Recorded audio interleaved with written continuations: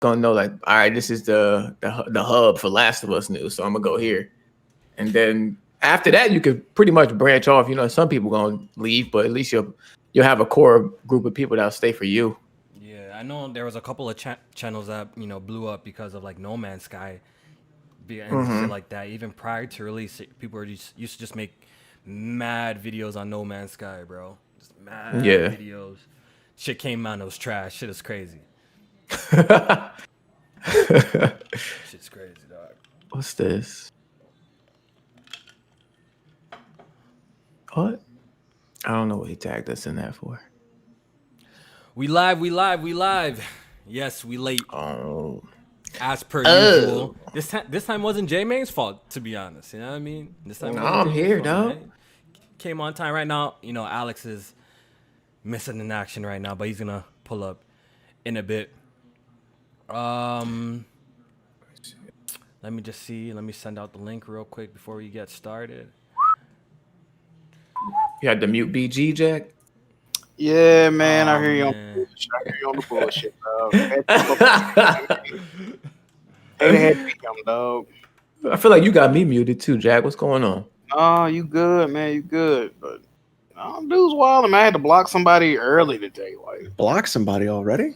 Yeah, man. People keep tweeting out certain pictures, man. It's like, bro.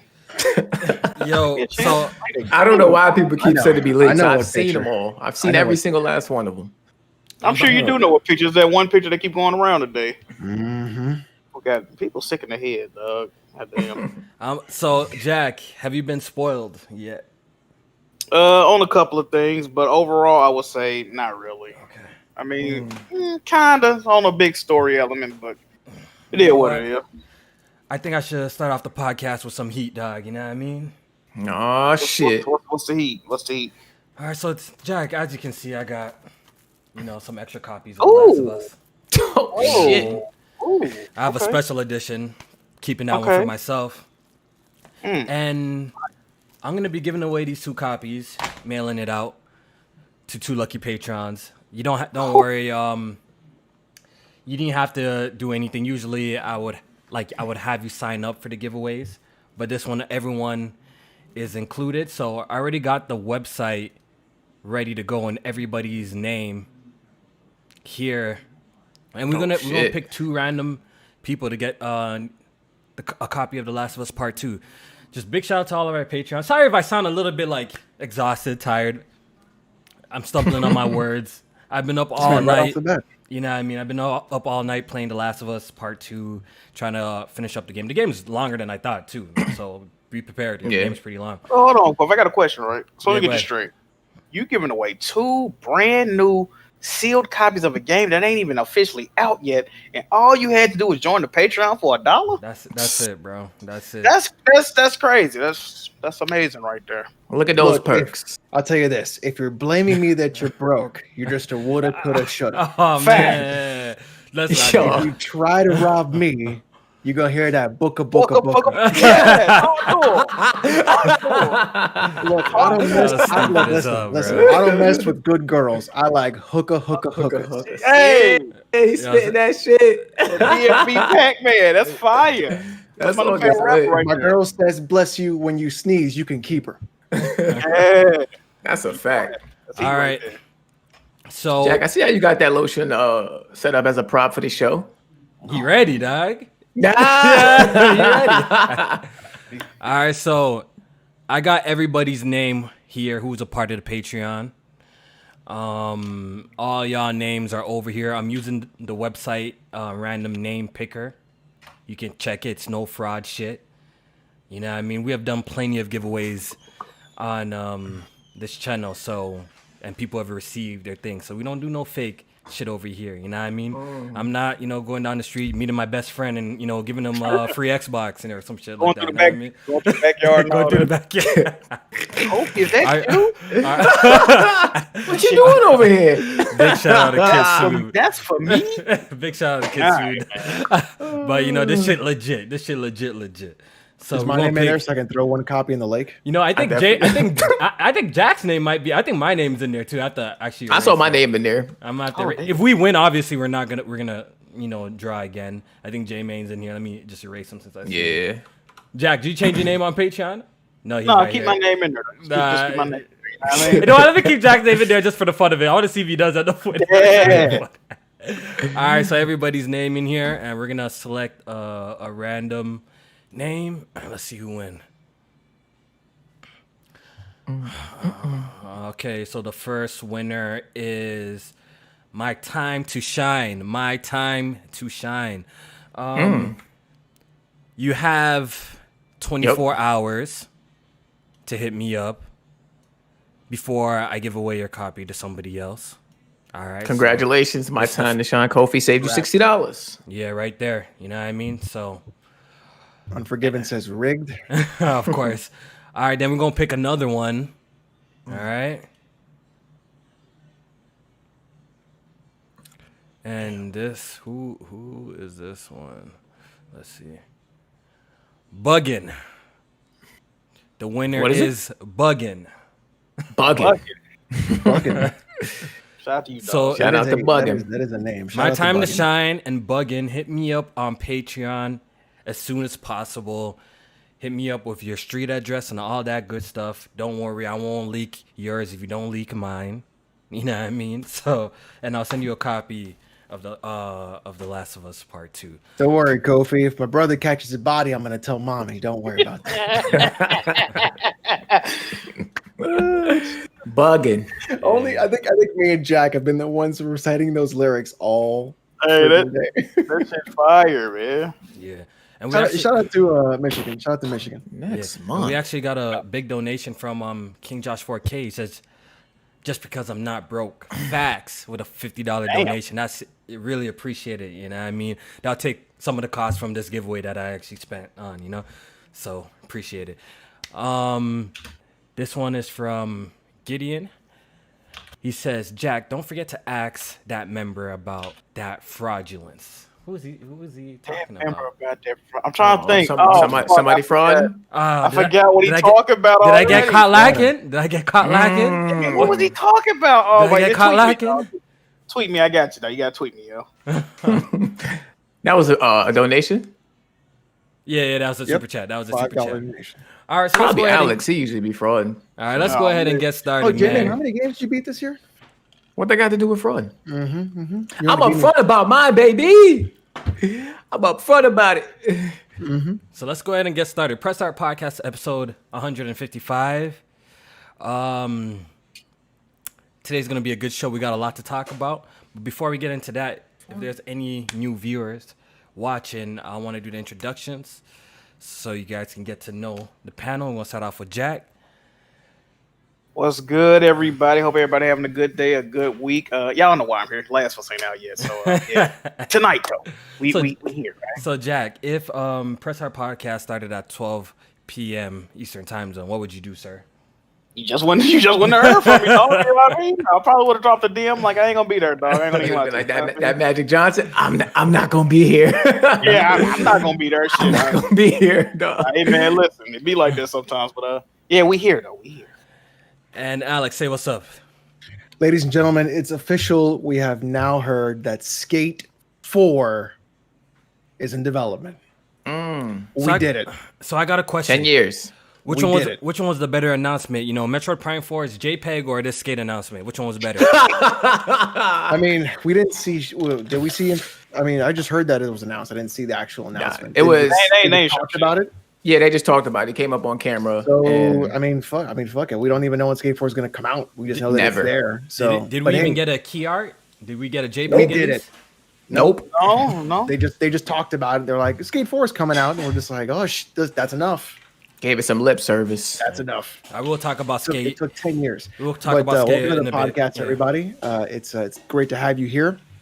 If you're enjoying the show, if you like everything about us and you're having a good time, go ahead and just keep watching. Tell your friends.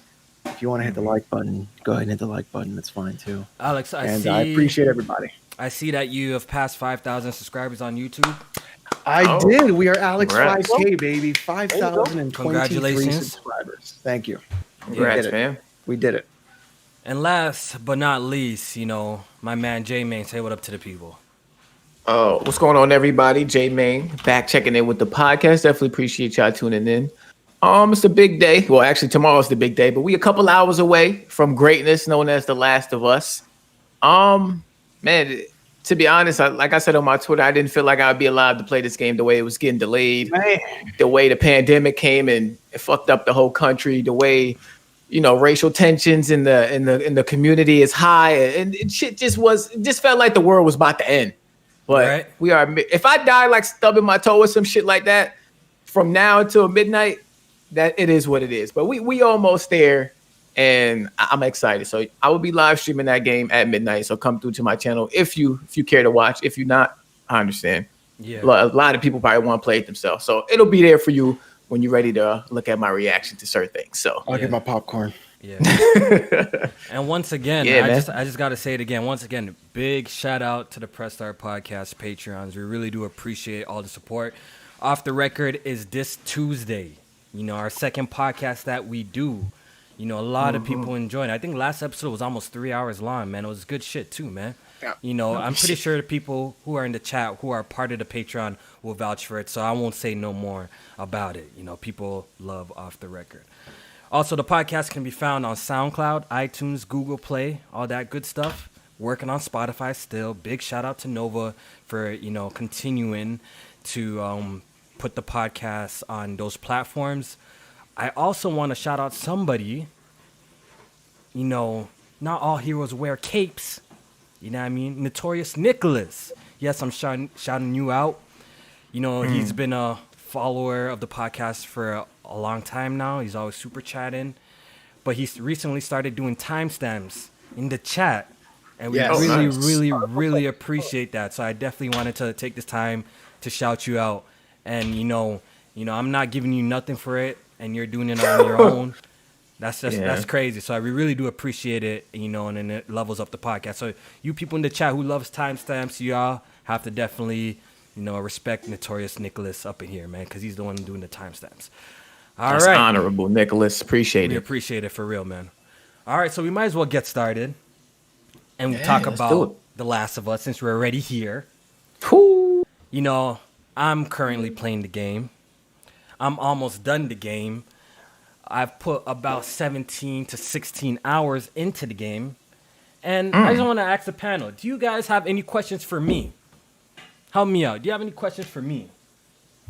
Yeah, I mean, got a lot of questions for you. But we're gonna keep it spoiler. We're gonna keep it spoiler free, of course. So don't worry about that. Is it good?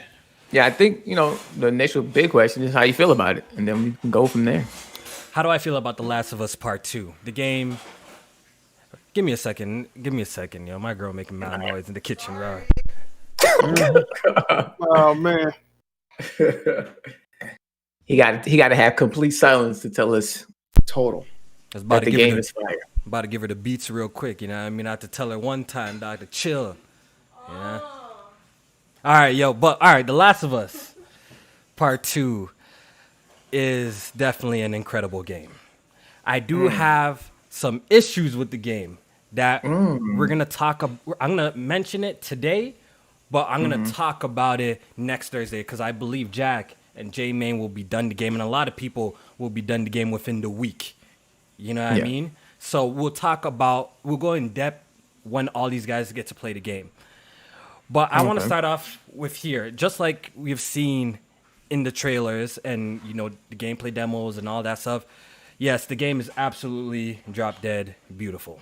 When it comes to, the visuals, animations, top tier stuff by Naughty Dog, of course.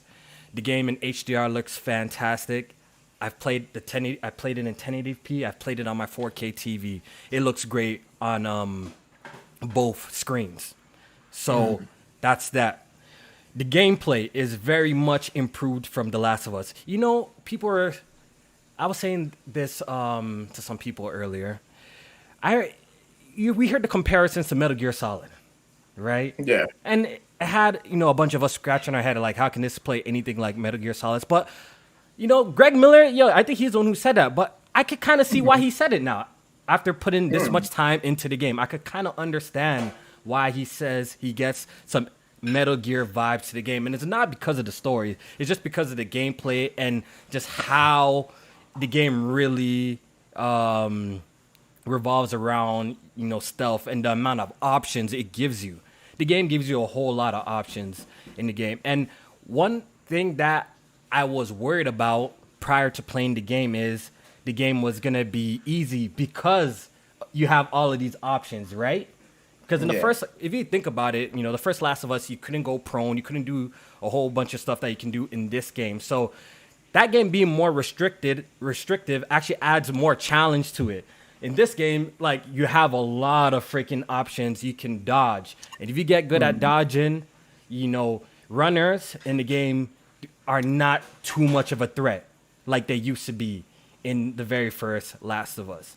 You know what I mean? So runners, if you get really good at timing the dodges, they don't really pose a challenge. The only enemy AI that has really given me a little bit of a hard time is when you start to encounter the dogs. You know what I mean? I expected that. The dogs are a little bit, especially on Survivor, they're a little bit of a hassle to deal with. But like I said, the game gives you so much different options just to even proceed to the next room or to the next area. And I might have to agree with Alex here about The Last of Us being a stealth game on the low. This game really is like a stealth game. It really is. It really is. Can we get Alex's right in the chat? I think Alex might have been right. Wrong. The way that I've been playing this game, some sections on Survivor seems like, your best option is, you have to stealth this or you're going to get wrecked. You know what I mean? Yeah. Because first of all, you don't get that much bullets. The enemy, you think you could prone and hide, but the enemies are, when you're in the grass and they get closer, they see you pretty quickly. So there's certain sections of this game that I had to run or completely stealth the area. So I'm going to give it up to Alex. You know what I mean? The Last of Us, I guess, should be categorized as a stealth game. So you're definitely right about that, sir. What other stealth mechanics have they included? Glasses, dog. Alex Cerny in the building. Alex Cerny. In the building. Alex Cerny. Yeah, You're so comparing Last of Us to other stealth games. Yeah, make sure that you properly analyze the prone mechanic. So I definitely see why people make them comparisons. Obviously, it's not as detailed as a Metal Gear Solid game or Metal Gear Solid 5 to be specific, but there's enough stealth mechanics here that it's really well done. It's much better than the first game. All right, so the gameplay aspects are really cool. In terms of difficulty, because I know a lot of people have questions about this, the difficulty of the game. Compared to Grounded, this game, I find it easier. Yeah, on Survivor, it's definitely easier than Grounded on the original Last of Us, in my personal opinion. It definitely I noticed that on Survivor. Is it Survivor or Survival? I can never remember. Yeah, Survivor. Survivor. Yeah, you can see your health bar on this one. Yeah, they don't hide that. Yeah, so I thought they could at least did that like for Survivor or something like that instead of having that there. I know you can still have listen mode and stuff like that too. Yeah. I wanted to ask though, real quick, did you play with any of the control options at all, like changing up buttons and stuff like that? I uploaded 7 hours of my playthrough. That was my very first playthrough of me, like the one that I'm doing right now. And I haven't even looked into accessibility options at all. Okay. I haven't even looked. I know you can change what buttons do what, but I was thinking, I was wondering if you can pretty much unmap buttons to just have it so that it's an empty button. Because I know on the hardest difficulty available now, listen mode is still available. So I was just going to unmap that button, period. That way I don't even get tempted to press it during my playthrough. Just to make it a little bit harder. I'm not even going to front. It was available. It's there. In certain times, I used it. You know what I mean? I really don't care. I really don't care. If they drop a grounded mode, then I'm going to play the grounded mode. And obviously, I have no listen mode. But it was there. The strength of it is not that crazy. I guess in the accessibility place, I think you could turn it up way up. Where I'm playing it, it's not that crazy. If I'm being quite honest, the people have to be pretty damn close to you before you can actually see, where they're at. So you can say what it is. It's available there. Survivor. I used it from time to time. to get by. Is the whole thing about like whenever you kill a dog, like you see them like a flashback of them playing with that dog? Is that real or is that like bullshit? No. Who said that? What? No. You didn't hear about this? I heard that. But No. I heard Jamie, that, you heard that, right? Yeah, but I'm not gonna say nothing about it because I think it might be spoilers. So Yeah. Okay. What y'all talking about might be getting into spoiler territory or something. So, what else? Melon, man, if you don't get your goofy square head out of here about fraud, nigga, you gotta get the fuck out of here, bro. he kind of got a point though. You said if it's available, the accessibility options is available. Yeah, but you didn't use them. Yeah, but that's different because I'm a well-bodied person. I'm not handicapped. I don't need to go in there at all. So you know what I mean? I don't need to go in accessibilities because I don't have issues. Do you think Matt, we need those accessibility I don't options? think you need listen mode either, Kofi. I got faith in you. Yet you still used it. Melon definitely need them accessibility options. I seen him play that. Is it my fault? Is it my fault that they chose not to include a grounded mode? You see me beat the game on grounded. You see me beat it on grounded plus. So clearly I can play through the game without listen mode. So cut it out. I mean, I just say if you could do it, then why not? That's all. Honestly, with this game, the way they handling it, I don't really give a fuck somebody using listening mode. I mean, it is what it is at this point. They want people to use it. Fuck it. Go ahead. That's like I said. If there was a grounded mode, that's where I'll obviously be playing. I went straight to the hardest. They hope you make one. Yeah, if there's a grounded mode, then I'm gonna replay it again. Hopefully as a set of trophies, and I'm gonna beat it on grounded, and it is what it is. So will they charge you for it? I don't think so. I don't think they did it before. Shit. I don't think they can get away with it. Yeah, I don't think they get away with it. Yeah, now. I think people would come at them nasty if they did that right now. So what were we just talking about? Share impressions. Just pretty much okay. Game. Yeah. So yeah, difficulty. So yeah, it is easier than grounded of the first one. I got a question. Go ahead, Jack. Are you pleased with the amount of different locations and scenarios that are in the game? Like, is it like a varied, different places you go on, or is it like all like samey type shit? I'm pleased. I'm pleased with the different areas that you visited in this. How's the Go ahead. Go ahead. I was gonna ask, how's the jumping? The jumping is not as radical as like Nathan Drake. He doesn't leap as far, but it's there. It's there though. It's nice. You know what I will say that I really do like where they leveled up the gameplay. There's no more shiv doors in this game. So if there's like certain areas that you want to access, you kind of gotta find your way through them. And I just like how this game emphasizes on exploration. Like I cannot stress it enough that you guys look at every corner. Like if some of y'all watch my playthrough, you saw me. I was trying to look, even circling back in certain areas so you don't miss anything, because you get heavily rewarded for this. Like your Hollisters and stuff like that, cracking open safes. This is how you get certain upgrades. So if you do not explore in this game, you're gonna miss out on like certain upgrades and stuff like that. So yeah. Do you feel like I know they bragged about this being like their biggest game yet. Does it feel like that when you're playing it? It does. It does. The environments are really open, like they've said. I think ever since they did that with Uncharted 4 and The Lost Legacy, they're continuing with that pattern, where they kind of give you an area to explore and stuff like that. So yeah, it's definitely the biggest game they've definitely made. What else did I want to say? Story. Let's get into the story. I know some of y'all probably seen leaks and all of that shit. Now that I've put this much time into the game, in comparison to the first game, I know some of y'all won't like this, but it's my truth. As of right now, I'm not at the end of the game yet, but I do prefer part 1 story over part 2 story. I do. This game's everything I like about this game is just how they evolve the gameplay of the game. And that's number 1 for me. Gameplay is king over everything. But I felt like the story was actually so far better in the first one. I think it was told much better. And I like it better. And I can't wait to hear what Jack and J-Main think, because I want to really hear what they think. I really want to hear what they think about this shit. We definitely have to do like a spoiler cast too. Fuck it. I think next week, by next Thursday, I think everyone will probably have beat the game. So fuck it. Let's just talk about the shit. You know what I mean? So I won't go as far and say that the story's shit. I'm not gonna go as far and say that, but it's just not as good as the first game. And Johnny, how do you feel about that? Since you're a guy who really cares about story in video games.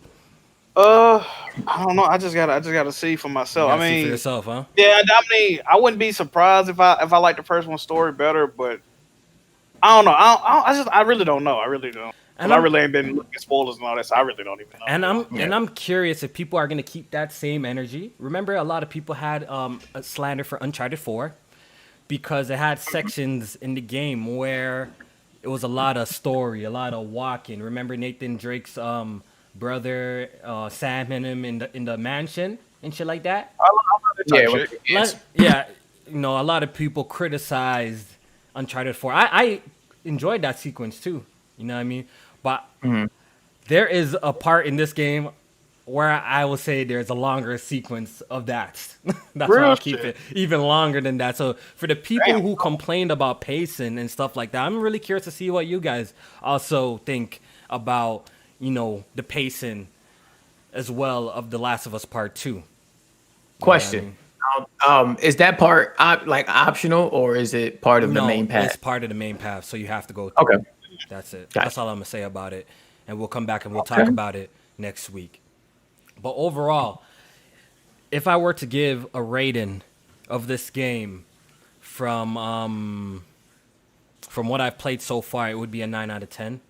People have asked me questions. Do I think it's a masterpiece? I feel like I got to get to the ending before I can start throwing that word around. I know some people like to throw that word around loosely.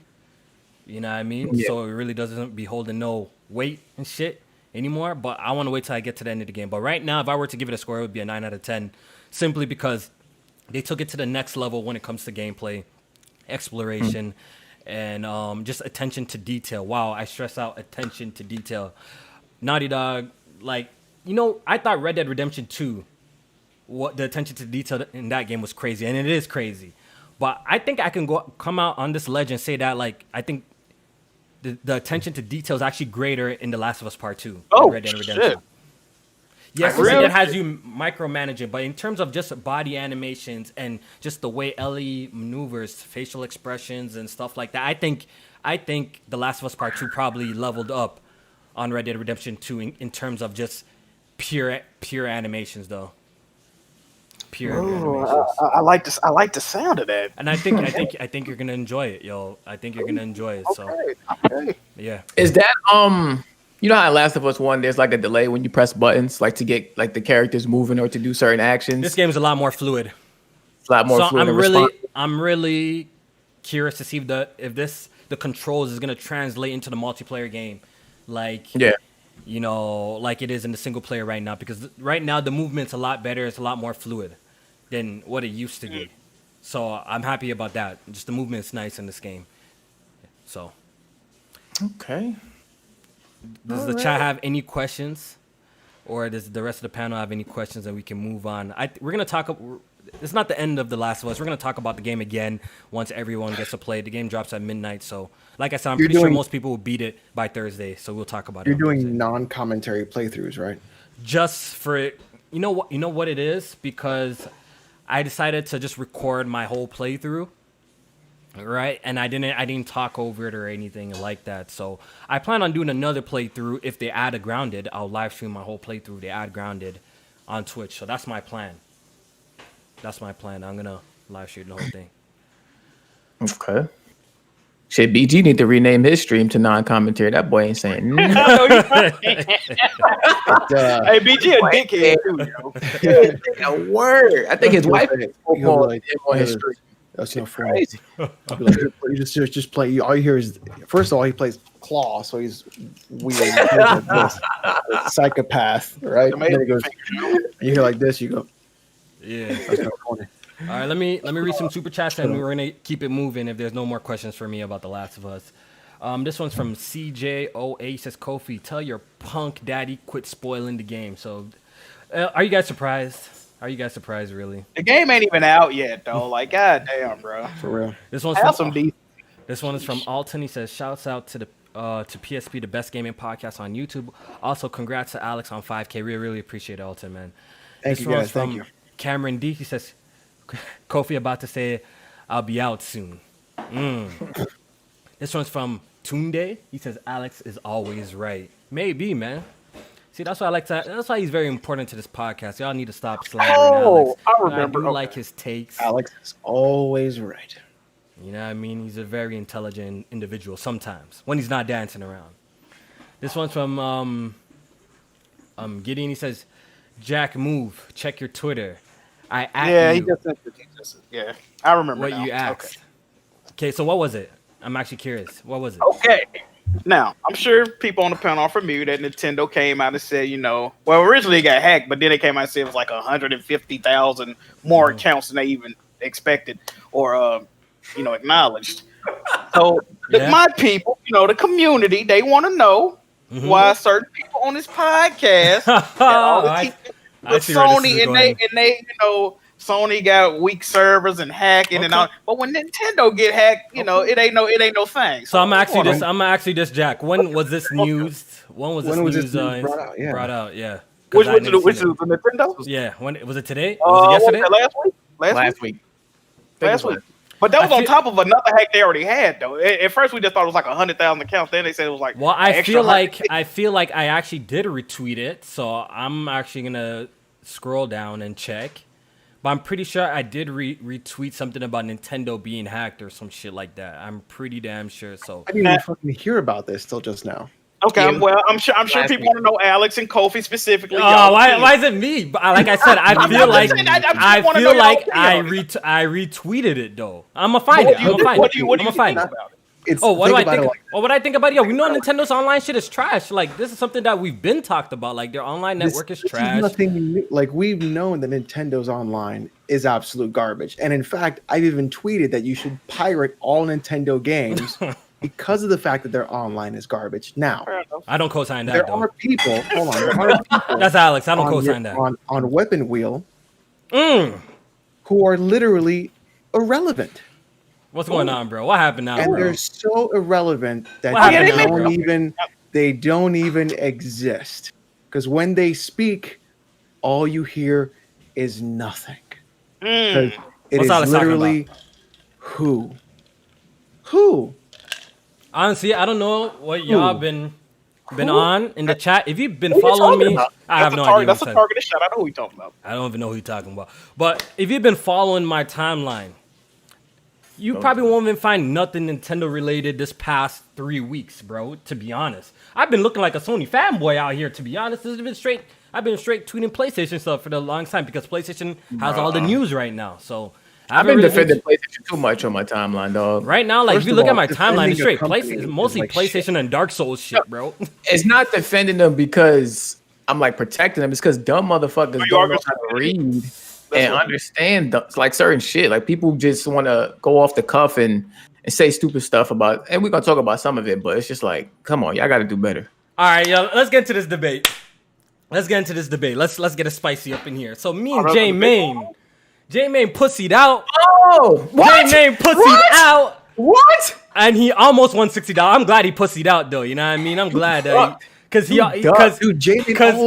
also almost won $60 from me. He almost won. J-Main almost won $60 from me, but he pussied out like a punk and he didn't take the bet. But I'm glad he didn't because I would have lost my money. All right, so let's talk about it. Spider-Man. Let's get into it. $120.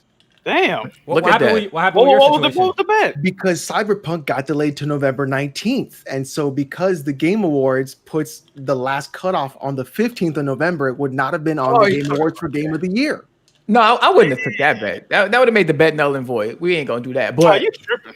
No, Jack would have still counted. But on a technicality, you would have won because Cyberpunk wouldn't have been on the Game Awards.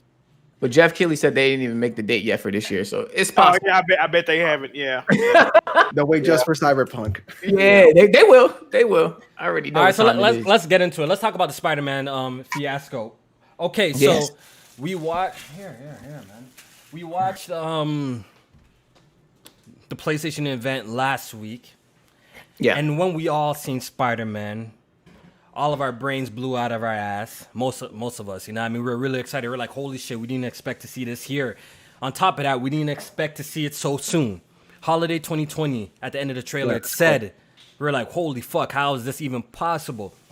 Then there was a whole bunch of debates going on social media, whether it's a Spider-Man remaster or expansion or a standalone game. Like, people just wanted to know what it was.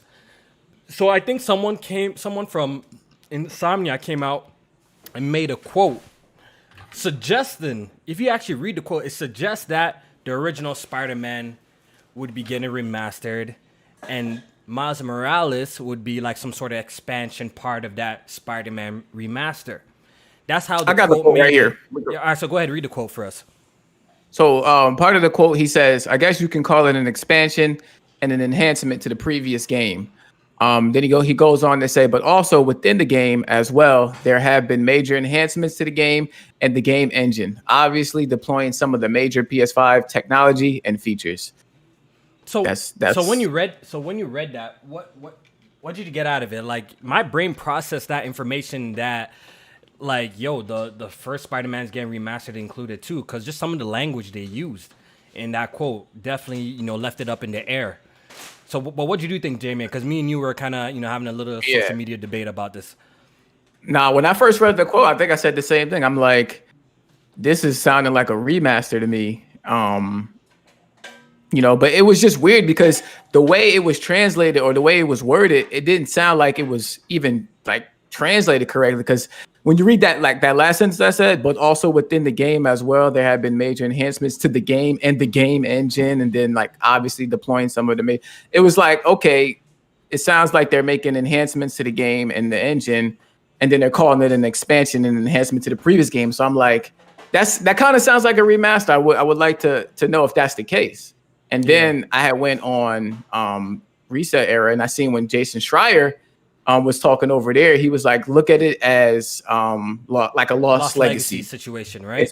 What he compared it to, and that then was later after the event. Then later he quote retweeted IGN saying some next shit. Do you remember? Yeah, he quoted retweeted IGN because IGN ran this article about the quotes about Spider-Man.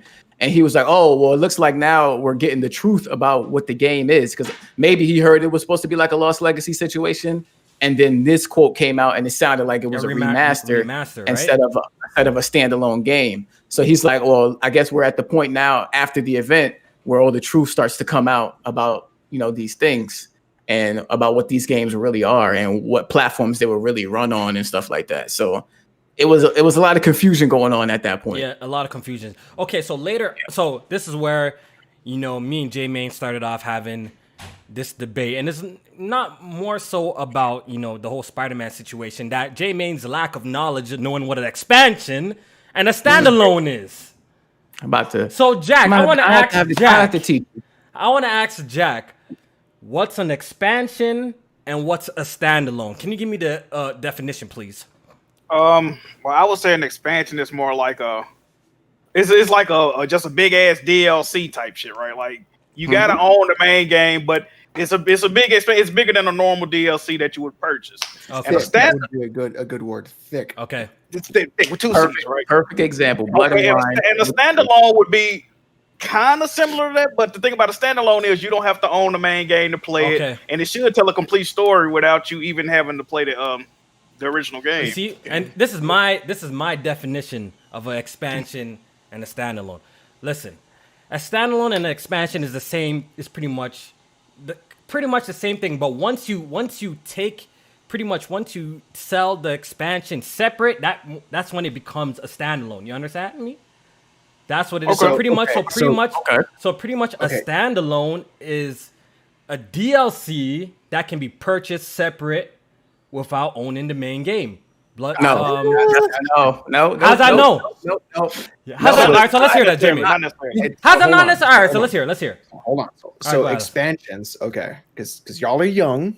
Okay. All right, go ahead, Alex. Y'all are the youngins.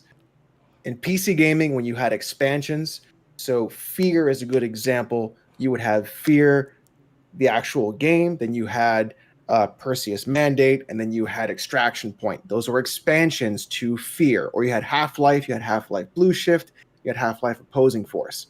You still needed the original game to play those expansions, but they were like $30 or $25 instead of $50. Okay. So those were that. The difference is a standalone would not need the main game. That's what I'm saying. That's what I said. To play those things. The DLC. So you could have Half-Life Opposing Force, but then it would not need Half-Life to play. That's exactly what I said. So DLC a perfect example. You need the main game to play it, though. Yes. That's what a DLC is. So calling Spider-Man Miles Morales a DLC is incorrect because you don't need Spider-Man PS4 to play. I think we're getting into semantics here. Like calling something a DLC and an expansion. What does DLC stand for? Downloadable content. Expansion is downloadable content. It's like we're getting into semantics here. Well, the expansion and DLC are both the one and the same. But a standalone is not technically DLC though, because it stands alone. You can just buy it. You know what I mean? That's my point to J Main and his goofy ass that he didn't understand on Twitter. So I asked him a simple question. That I kind of threw his point out the window. Okay, Sleeping Dogs Definitive Edition, Jack. You following me here so far? I'm gonna try and be as clear as possible. Okay. Sleeping Dogs Definitive Edition includes both of its DLC, its expansions, Year of the Dragon and something else. I forgot what it's called. So, what would you call that game? Would that game be considered a standalone? Yes or no? Which part, the DLCs? No, just Sleeping Dogs Definitive Edition. Is that considered a standalone? Yeah, that's just How is that a standalone, bro? I mean, if it includes the original game. I mean, that's the game. If it includes, that's my point. If it includes the original game, then it's no longer a standalone, and that's why J-Main does not fail. What? If the original game is look, a standalone is standalone. What are you talking about? The DLC itself is not a standalone. I'm just saying, if it includes the option, let me try again. Let me try this again. The main game because it's definitive edition, so they assume that you have beaten the game already. That's all definitive editions do that. So you get the option to play the DLC but you can't call that a standalone if it includes the original game. You're talking about like as a package? It's not a standalone if it includes the original game. I see what you're saying. I'm trying. Why don't you understand about that? I don't understand how that disproved anything that I said though. Because you said if Spider-Man Miles Morales includes the original game, it's still a standalone. And I'm like, how's that? Yes, because it's its own game. You don't need Spider-Man PS4 to play it. So but if it comes with it, that means it's not a standalone. No, that just means it's a bundle, Kofi. That don't mean it's not a standalone game. Only if you need it. If they said Spider-Man PS4 is getting me remastered, and then within the menus you can play Spider-Man Miles Morales, then that shows me that you need the main game to play Spider-Man Miles Morales. What you were trying to say is that Spider-Man PS4 is getting remastered and is going to include Spider-Man Miles Morales as a separate thing. So I'm telling you, as a separate thing, if it's separate, then Spider-Man Miles Morales is still a standalone game because you don't need the main game to play it. See, this is why I don't understand J-Main's logic with this conversation. I don't understand his logic. So you're saying, okay, so all right, so I'm gonna make it simple for anyone in the chat confused or anyone on the panel who's confused as well. Okay, Spider-Man Miles Morales, right? If it included the base game, Jack Mujani, with the expansion, is that considered a standalone? Yes or no? It's just a simple question. Yes or no? Not necessarily. If you don't have to launch Spider-Man at all to play that or download Spider-Man at all, it's a standalone. But if you gotta launch to play it, then that's an expansion. So that's why I brought up the question with Sleeping Dogs, which has the Definitive Edition, which has both expansions with it. Oh yeah, that's an expansion. Yeah, those DLC. Yeah. So why wouldn't you call that a standalone DLC game though? Why wouldn't you call that? You still need the main game, I believe. Exactly, you do. Yeah. You have to buy the Definitive Edition to play those DLC. They're not separate downloads. I don't think you can't just launch it on PSN. If you need, okay, y'all don't understand what I'm saying. Main game. If you need the main game to play the expansion or the extra content or the DLC, is an expansion. Yes. If you do not require the main game and it plays on its own, it is a standalone game. Okay. Yes. That's exactly what I'm saying. So that's why I'm so confused. Yeah, but I don't understand. I'm trying to see. It wasn't coming through clearly on Twitter, so that's why we wanted to have the conversation on the podcast. But it's he's still fucking confused though, and he's confusing my ass too, bro. I'm not confused. The bet was that would Spider-Man be a standalone game, and you were saying that it was going to be a remaster and it's going to include Miles Morales. That's what I thought by reading the quote. Right, and so I said, okay, let me make sure it's clear because I wanted to make sure you understand the rules of the bet so that you had no fucking backtracking, none of that like you did with the Ori bet. Talk about, it wasn't enough time. So I was trying to make sure we clarify. But when you said that Spider-Man Miles Morales would come with the Spider-Man PS4 remaster, I'm like, I mean, that's still a standalone game, though. It's still a standalone game if I don't need the original game to play it. They should bundle it together. I agree. I don't even think they bring the original Spider-Man PS5. But think about it like this, right? You still have to model New York in the PS5 for Miles Morales. New York still has to be there, right? What's the fucking point? Just take the New York from PS4, pop it in the PS5. It's a different area. I'm actually confused. Yeah, they doing because we all sat here and agreed that a standalone game is a game that it's an expansion that doesn't include the original game. You don't need the original game to play it. We all sat here and agreed, right? Including you, J-Main, right? I mean, I guess. I mean, because expansion versus a standalone game, usually you're expanding on that same world that you were just in, usually around that same period. Look at Lost Legacy. That was pretty much around the same period. See, you dancing around. You see, you're making this more confusing than it needs to be. I'm not. J-Main. I'm asking you a simple question. A simple question. A simple question, bro. You know what I mean? Yeah. A standalone, all right? An expansion. You don't need the original game. Okay, you don't need the original game to play a standalone. Right. Okay, so we all agree here, right? All right, so I'm just saying, so my whole point is, if it included the original game, is it still a standalone? That's my only question I'm asking. What? I got a question for you. Oh my God, man! That's forbidden, but I got a question. All right, forget it. All right, throw this away. Throw this away. Let's move on, bro. If the standalone is included in the original game, is it still a standalone? I was asking J-Main that simple question, bro. I think it is. Yes, it is still a standalone because you do not require the main game to play it. They're bundling it together in a package. It will still have its own menu. It's still a standalone game. You can buy it separately. It'll function on its own.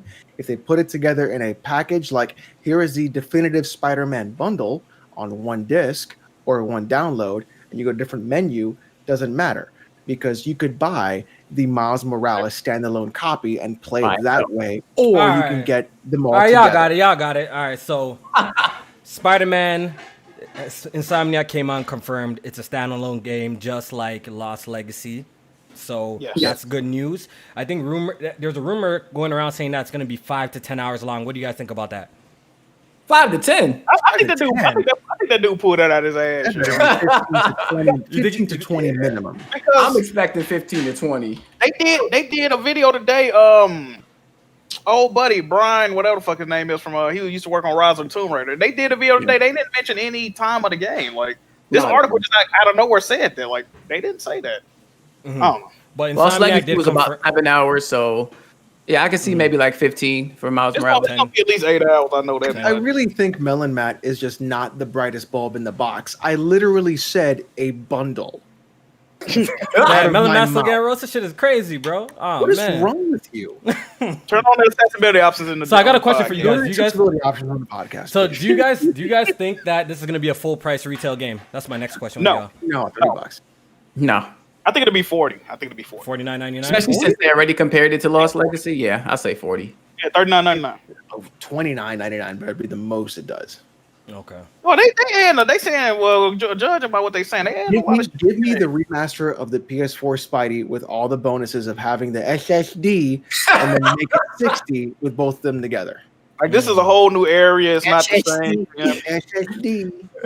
Harlem and all that. Since we're on the topic of SSDs and all of that, a big conversation that happened on social media, was Digital Foundry pretty much dissected the trailers from the PlayStation event, and they seen that a lot of the games were running at 30 frames per second.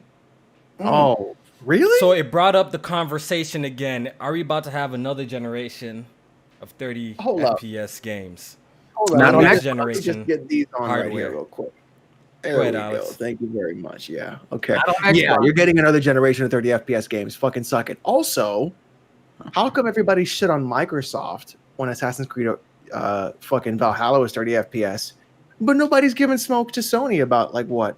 Almost all of their games being 30 FPS? I did shit on Microsoft. Are those games confirmed 30? Or was it Digital Foundry speculating? Hey, man. Okay. Just Sony, baby. You know they're going to be 30 FPS.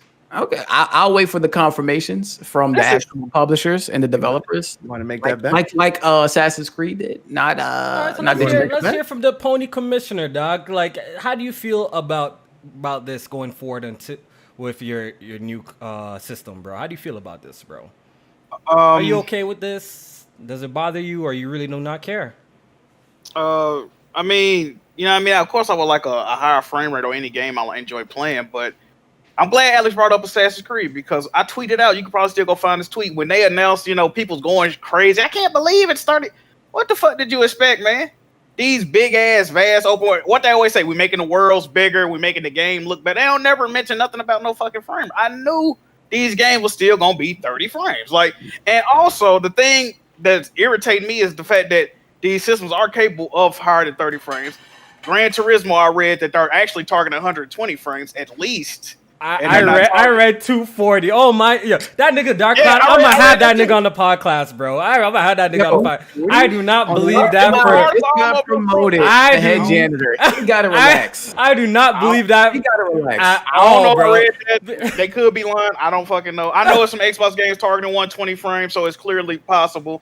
Yeah, but doesn't the PS5 only have support? Doesn't the PS5 only have support for 125? Yeah, 120. Yes. So how can VGT do 240, bro? So I don't know where they got that number from. Yo. Before we continue, people are like, "I'll wait till it's official." First of all, dummies, they're adding ray tracing. Do you know what it's like? Do you know what happens to your frame rate when you add ray tracing to literally anything? Oh, it tanks the frame rate, but it tanks it. They seem to be doing per object ray tracing rather than on like a wider scale than we see. Do you want to borrow my glasses? No.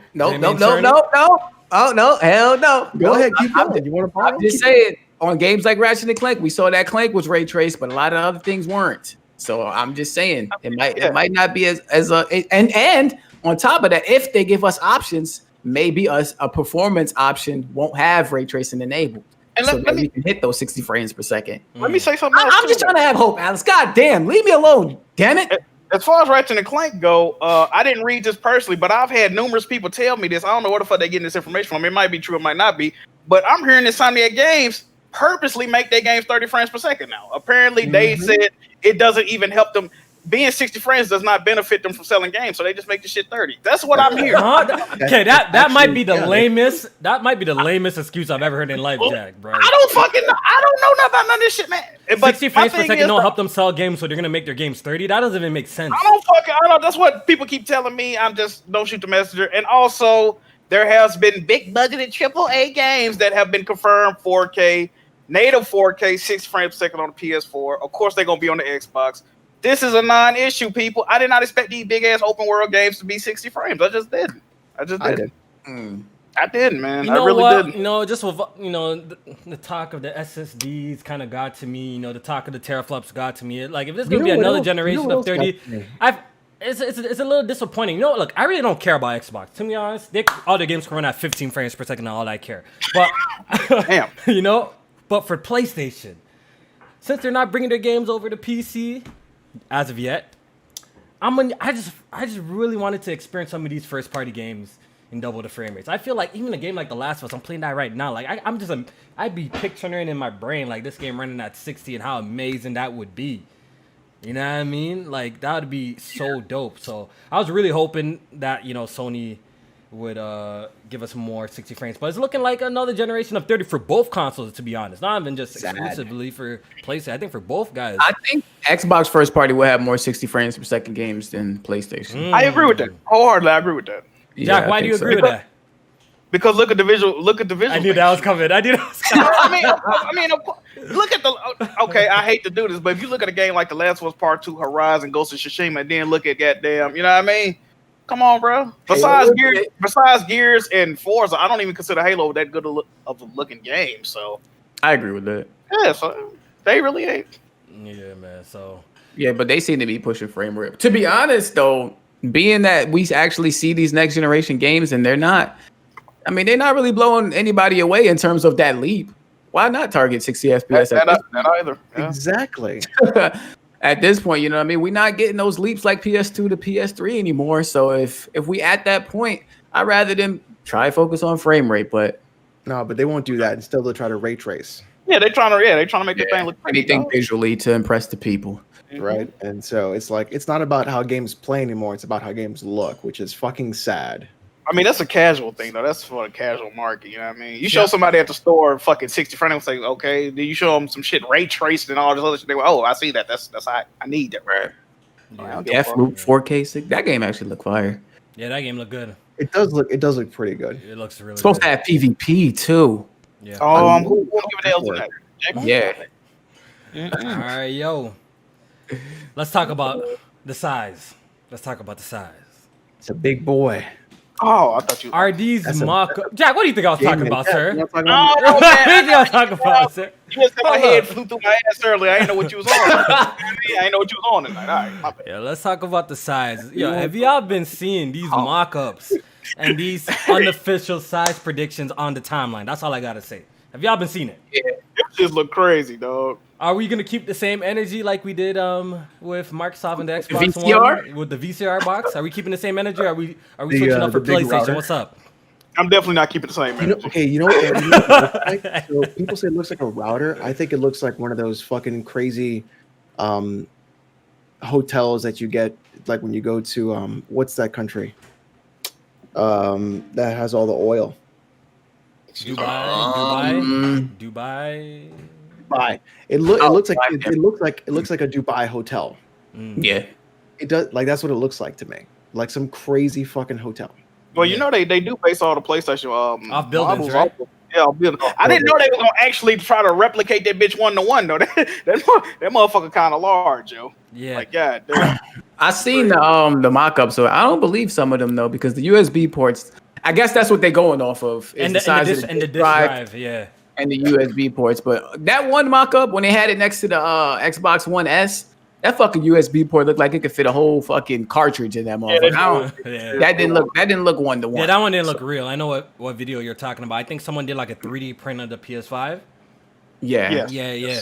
But it does look big though. I think the design is very nice. I mean, if it's massive, oh god damn though, like that's a little bit of a downer though. Do you think? Okay, I think this. I think we're also gonna have a second iteration of PS5. Dog, Pro. of course, bro. Oh, of course. We're gonna get the PS5 Slim. We're gonna get the PS5 Pro. We're gonna get all of that. Like I really think we're gonna have the same thing that happened with the PS4 with the PS5 Of like course, they're gonna be like, oh, they've done it every generation. And all of a sudden, boom, they cap out. You know, I think that's every generation, these console manufacturers always remodel their system, so that's nothing. Always There's gonna be a slimmer version of the PlayStation 5. There's gonna be a Pro version of the PlayStation 5. It's pretty much a given at this point. You know what I mean? So I think there's gonna be a Pro. Yeah. They pretty much confirmed that. I mean, it was gonna be big though. I guess on the LinkedIn profile. The was it Are you lurking?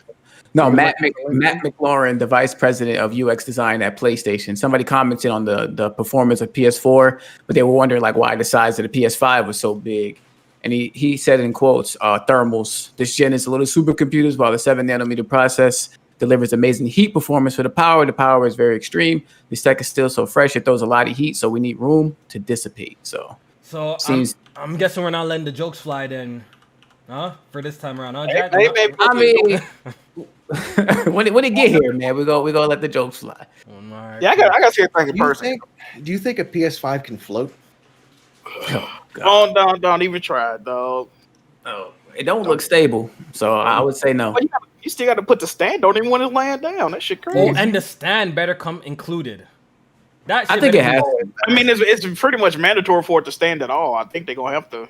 Yeah, it put better it in come there. included. They better not sell it separate.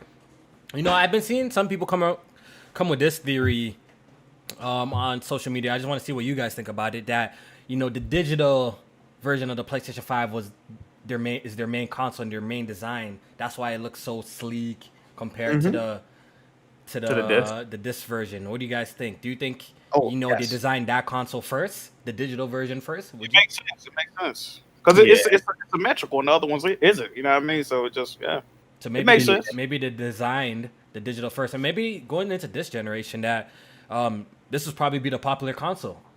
It's crazy. Back in 2013, you know, when we're talking about like all digital consoles, people would have a fit and stuff like that. But hey, 2020 seems like people are open to the idea of all digital box.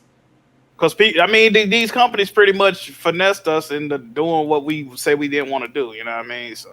And if you're really Game Pass and shit like that, you thought they would come on, man. You know what the fuck they was trying to do with and that. And if you really take it in, Jack, you know, Microsoft caught a lot of slander for the whole like 24-hour check-ins and all that shit.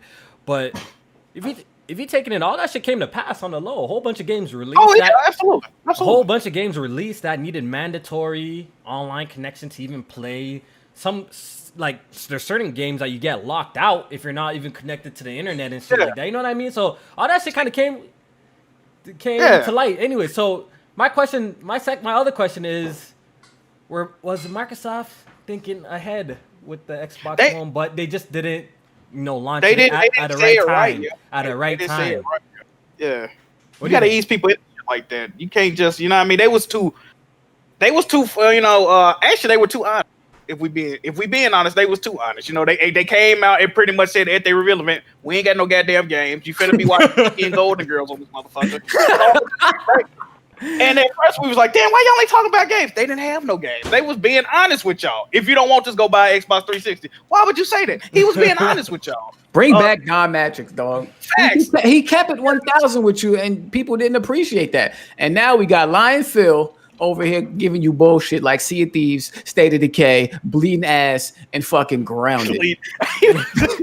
Shout out to Bond. I heard he did it. What do you call it? Bleeding Ass? Oh man. Bleeding Ass. Shout out to who? That's crazy. Oh man, you don't even recognize your best friend, Black Bond. Your best friend, dog. Who? Your old homie, dog. You know what's going on. Now y'all got burger beef, man. This shit crazy. Yeah.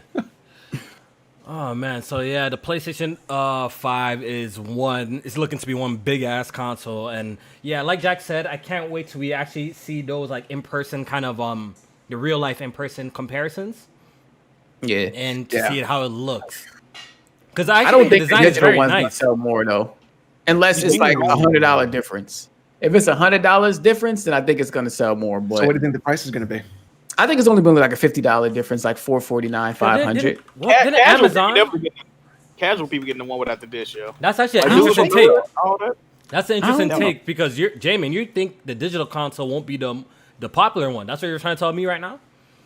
Yeah, just only depending on the price difference, because I think in terms of having like even though it's not a huge deal, but having a 4K drive in there for $50 more, I think it's a difference enough for people to make that purchase rather than getting the one without the disc drive. I don't think so. Do you think they would go $599 disc, $499 no disc? That's what I was thinking at one point, but that's what I'm thinking. That's what I was thinking at one point, but I don't know. I'm thinking that they would do $599 disc because you're thinking like, I need a fucking disc and it's $100 less. Fuck yeah, I'm going with that one. J-Main, bro. And then boom. That's the one that bro. If they did $399 for the digital, if it's $399 for the digital, yeah, that'd be insane. Yeah, I think that shit's flying. To be honest, they can market that one just like the PS4. You know what I mean? Come out and say, you know, this one's $399. Tell you that how the market is pretty much 50-50 when it comes to digital, physical, and stuff like that. Wait, wasn't there recently a quote by someone at Sony saying like they're not looking at the price but value or some shit like that? So that might ring a bell. That might ring a bell saying the shit's gonna be pricey on the low. That's what I'm thinking. Yeah, they're looking at the value of the console, what it's offering. Let me find the exact aspiration quote of owning a console. Yeah, I think it's gonna be pricey. $600. That's PS3. Yeah, right. They said they would never do that again, though, man. They said they would. is a flat circle, and everything repeats itself.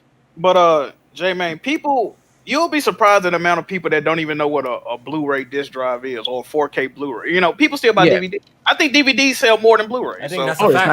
I think that's what I'm saying. So people don't give a fuck and they're not knowledgeable. So they're not gonna. They just see that as a disc drive. They don't even know what a 4K Blu-ray is. And you got streaming now. You got Netflix 4K and Hulu and all this extra shit. They don't give a fuck about no disc, man. Yeah. So I'm wondering how a lot of the licenses are going to work for digital games, and if they're going to pass over to the next console moving forward. Because digital is nice, right? But the thing is, if you don't pass over my games digitally across each console or in that network, there's no use for it. It's not like Steam or online or GOG where I can just keep my games on my PC in perpetuity. Mm-hmm. If I can't pass it over, that license, to the next console from like 360 to Xbox One, where it had those big issues where you had like a window to do it and that was fucking it, then there's no point in doing it. You know? So like that's my biggest issue is that whole like, you don't own it anymore. Like it's gone. You know, on the low, like, yo, if you've been buying digital, you know, I think they've been anal raping us, like low key. Like digital.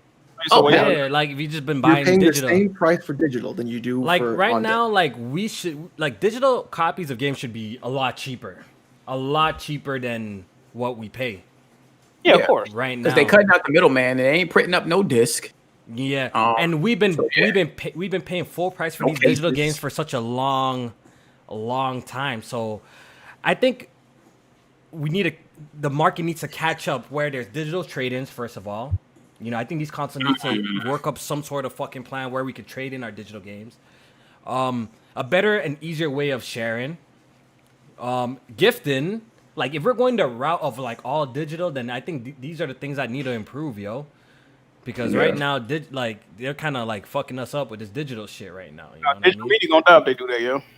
What do you mean? What you said? It's just digital media's gonna die. Digital or physical? I mean, digital.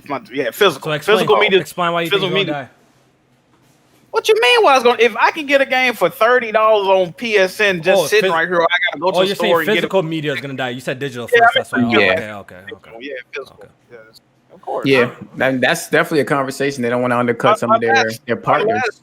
Unless they start doing shit like they do with like DVDs and Blu-rays where you get a digital copy with the physical. But then motherfuckers just gonna start, I cop the disc, I shoot you the code type shit, right? Right. And then you fucking yourself out of money. What's crazy is that now you'll actually find physical copies to be cheaper than digital because of them just holding up shelf space. Yeah, they take it. You wait 2 weeks and it's already like $20 less than what you normally would get digitally anyways. So you could just do that. Yeah, that is true. So shit is crazy, man. Since we're on the whole conversation of, you know, digital consoles and stuff, the rumor is that the Series S, you know, Microsoft's Lockhart console, is supposed to be half the price of the Series X. Half the price. What do you guys think about that rumor? So let's say the Series X is $599 or $499, it's gonna be half that price. So you think this is a W for Microsoft, a good strategy? What do you think? Who is their target market? I don't know. I guess the niggas that don't niggas are broke. Niggas will be broke. Who is this console for? Right. If it's $600, so $299, right? That's a huge difference between $100 difference. So you're looking at okay, what am I getting little Jimmy for Christmas? This is $299. This is $599. He's getting a $299 fucking box, right? Yeah. So who is that console for, and what are they marketing that console to be? That's, I think, what we need to figure out first before we can determine if it's a W or an L. It's obviously the casuals, maybe not the hardcore gamers, that they don't need such performance. Okay, but then also, like, how are those games going to play? This is like the Boxing Day blowout. And clearly, like, the casuals don't give a shit because they probably just playing FIFA and 2K every year and the Call of Duty. So they probably don't care like we care about the 4K, the 60, and all of that shit. So this is probably the door crasher type of console, right? I just want to know what you guys think. Do you think this is a viable strategy for Microsoft? They're going to slash that, or they're going to make the Series S console half the price of the Series X? It is supposed to be weaker, a lot weaker, right? That console is rumored to be targeting 1440p. Yeah. So it does work in the sense of trying to cast the widest net in order to gain traction in sales. If you're going to go with just the $600 box of the Series X, the sex, and then try and sell your console that way. You're only going to get your niche market. If you go for a console that is much less in price but still affordable and provides the same games at a different resolution that people really don't care about, they just want the games, that's a great way to get even more people into your ecosystem to spend more money on Game Pass. To be totally honest, that's really what it is for. Yeah, like that's like that just came into my mind right now. Like $299 plus $60 Game Pass plus all these games, boom, we're golden, right? $300, and little Jimmy's got every fucking game under the sun. You know, I'm done. He's good to go. Yeah. So that makes a lot of sense. And you're looking at like who's going to be hitting that. Is it for us? Probably not. It's probably for, like Jack said, the casual market, I would presume. Yeah. Now you bring up a good point. So let's have a little bet though. I think this will be a fun little bet. Let's do. I like to bet. I like to gamble. Who is gonna announce the price of their console first? Oh, that's easy. Who? PlayStation. I think Microsoft. You think Microsoft? Yeah, because they got the next event. I think they announced the price this upcoming in July. So you think we're gonna hear it in July? Absolutely. Really? When Sony's next event? We don't know. I keep hearing. I heard August. Yeah, I keep hearing August. Yeah. It may be Microsoft then. I think they're gonna try to, because Sony beat them to the punch showing their secondary console. I think Microsoft is gonna try to one up them. You know, they kind of behind the 8 ball right now. They gonna come out, show them a price. The thing is, I think Microsoft definitely gonna cost more though. So I don't know if they really want to. You know what I mean? But see that. What if I provided a counter argument, Jack, that Microsoft is the company that has the finances in order to lowball their price? I mean, they do. But are they willing to do that? Though? Yeah. You know, no company wants to really operate in the red and shit. At a loss. What I mean? True. At a loss. So I don't think it's worth it either. Yeah, because the way the popularity of the Xbox, I don't know if that's a viable strategy to honestly slash the price, because I don't know if it's gonna be gaining territory in some of these. I mean, traction in some of these territories. You know what I mean? Because Xbox is not really popping in certain places, and it's gonna take a lot for them to make that console pop in certain territories. You know what I mean? Right. So, and if digital libraries are carrying over on both sides, then people are gonna drop the other hardware and start fresh, rather when they can just keep everything that they had before and come over. See, that was one of my arguments that I used to make. I feel like this generation was extremely important, because now and going forward, I think we can expect that all our games will be carrying over. You know, we're starting to see that message a lot. Bringing our library with us. So this generation was a pretty bad generation for Microsoft to fuck up, because a lot of people have invested a lot of money in the PlayStation platform, and it's going to be hard for people to, especially if you buy all your games digitally. It's going to be hard for someone to drop all of that shit, especially when PlayStation come out and say that, oh, all your PS4 games work on the PS5, and here's a bunch of cool looking games coming to the PS5. But all your Xbox games on Game Pass though. So maybe that's your strategy. So you give us $1 and get all these too, though. You know what I mean? So I guess so. I guess that's a good argument. That's a good argument. You can. But the digital future works better with Xbox's Game Pass though, because you're not buying the game; you're just getting it on that service. So you're not really having that attachment of I just spent $60 on this game that I'm never going to be able to play. So maybe that's your ace in the hole, in the long run. Who knows? I guess we got to wait and see how it turns out. But all I know is, unless Microsoft starts upping the quality of these games, I don't think it's really gonna mean anything. And that's not even to shit on them. You know what I mean? Until they start producing, my event gonna be bonkers, boy. Yeah, and that's bro. There are a lot of insiders like the Shinobis really hyping up this July event, J-Man. They're really hyping it up. They're saying that they can't wait for it. So apparently Microsoft is gonna drop some bombs in July. So we gonna see.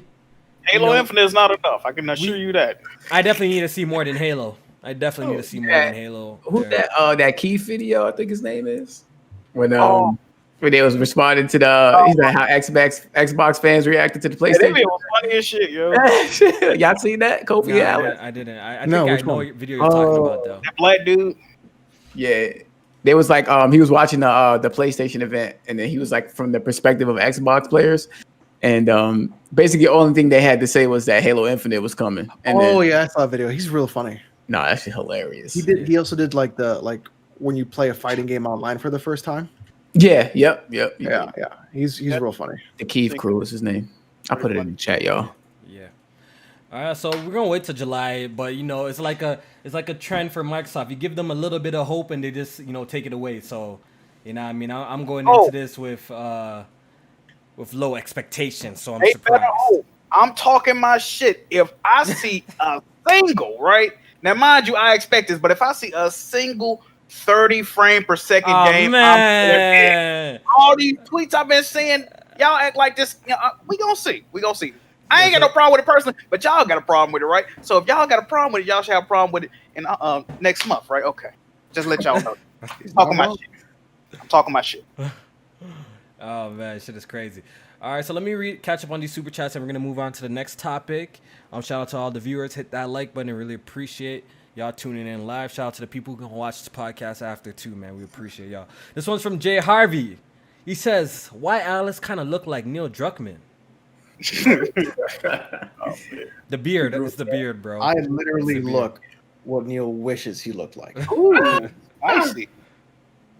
No comment. I can't wait to next episode, to be honest, because I want to talk about this Last of Us shit.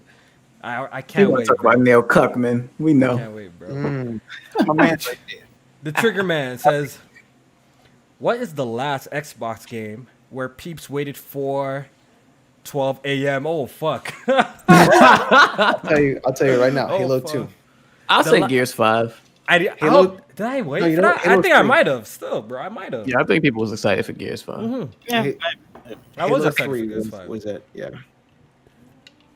The excitement dissipated fast, but you might, in terms of sustained excitement after the 12 a.m., yeah, you might be right, Alex. This is from Co-op Man 30 says, Kofi, which one's better, God of War or The Last of Us 2? I'm gonna say it like this. This is actually tough. The story is better in God of War. I like God of War story so far better than The Last of Us 2. I'll say that.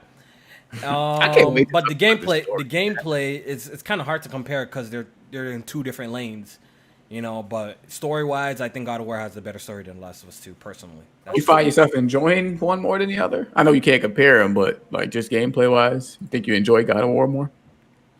I think I might be enjoying The Last of Us 2 more. I might be enjoying The Last of Us 2 more. Okay. Wonton Soup 2 says, My guy. tell that scarecrow looking motherfucker BG to stop spoiling stuff every time a new game, movie, or book come out. I don't care if it's a reprint of the Bible. I want to learn what happens in the end myself. Breaking news from Wario64. What happened? Uh-oh.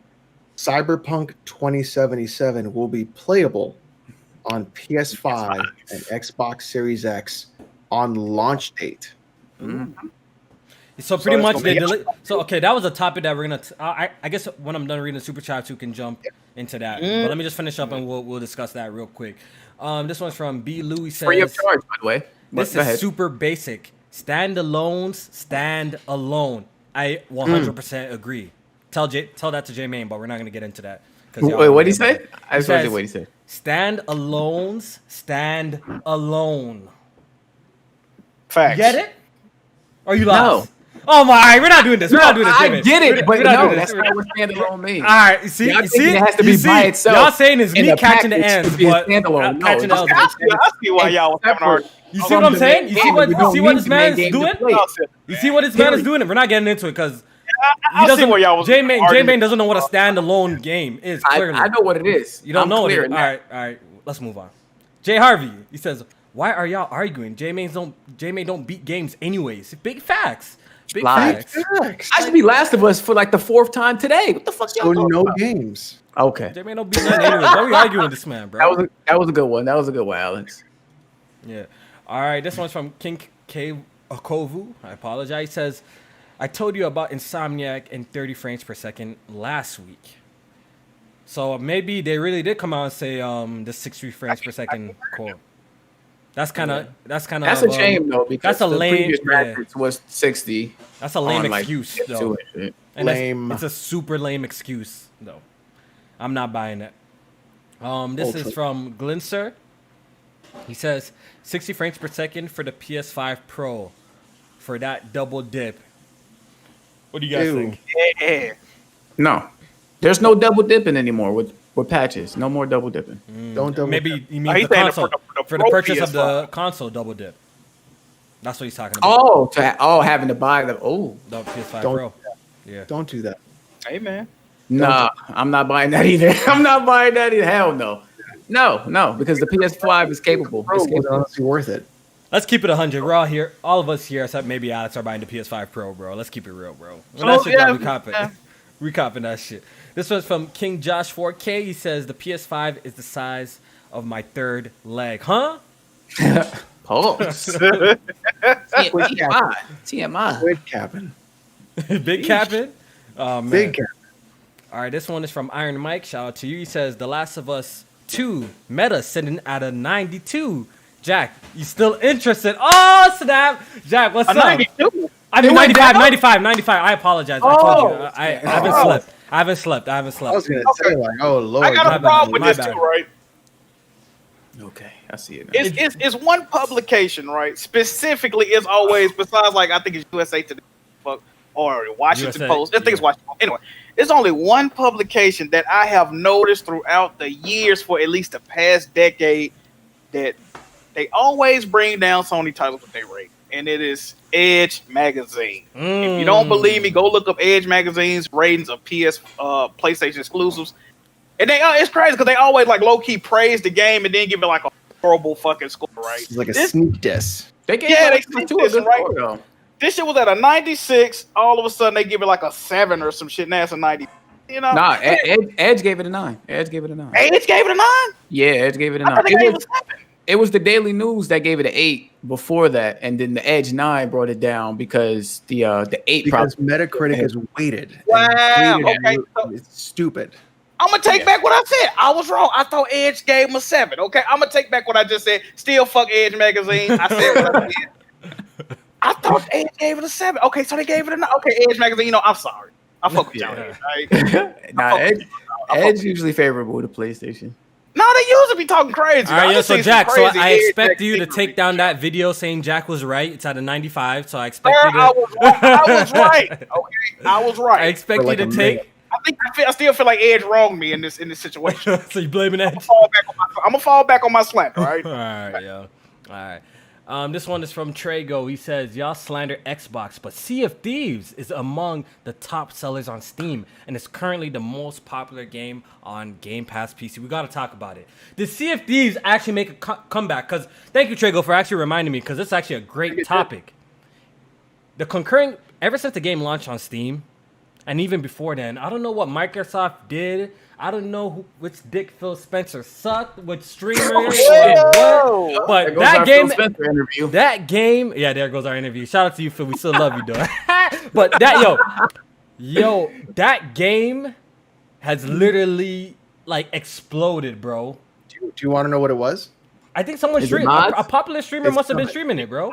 Summit.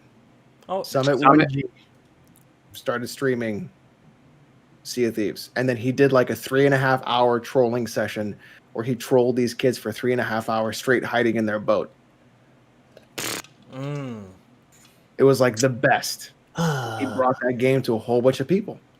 See, I see Meds in the chat saying, "I've been telling you dummies the game was good." That still doesn't confirm the game is good to me. I still think the game's ass. I don't like it either. Yeah, that shit wasn't. It was just a whole bunch of stupid shit. It wasn't nothing to do. Bro, you're just sailing around looking for like treasures to dig up and chickens to catch and shit. If it had more, I would say structured mission design, it'd probably be an okay game. I wouldn't have an issue with it, but it's so fucking obtuse in what they want you to do, and it's like you just confused most of the time. Like I don't like that shit. But I will it probably has a better structure now. Yeah, I will take back any slander that I've said of it being a flop or it didn't perform. If I said anything like that, I'll hold my L. Sea of Thieves is currently popping right now. It is. Okay. I think it's one of the top 10 games played on Steam currently. So, but if I can say one thing, this is actually horrible news, right? Why? I'm gonna tell you why. Okay. This game doing as well as it's doing is telling Microsoft, hey, we like this shit. We want more of this. And I don't think the majority of people in this community actually like that fucking game.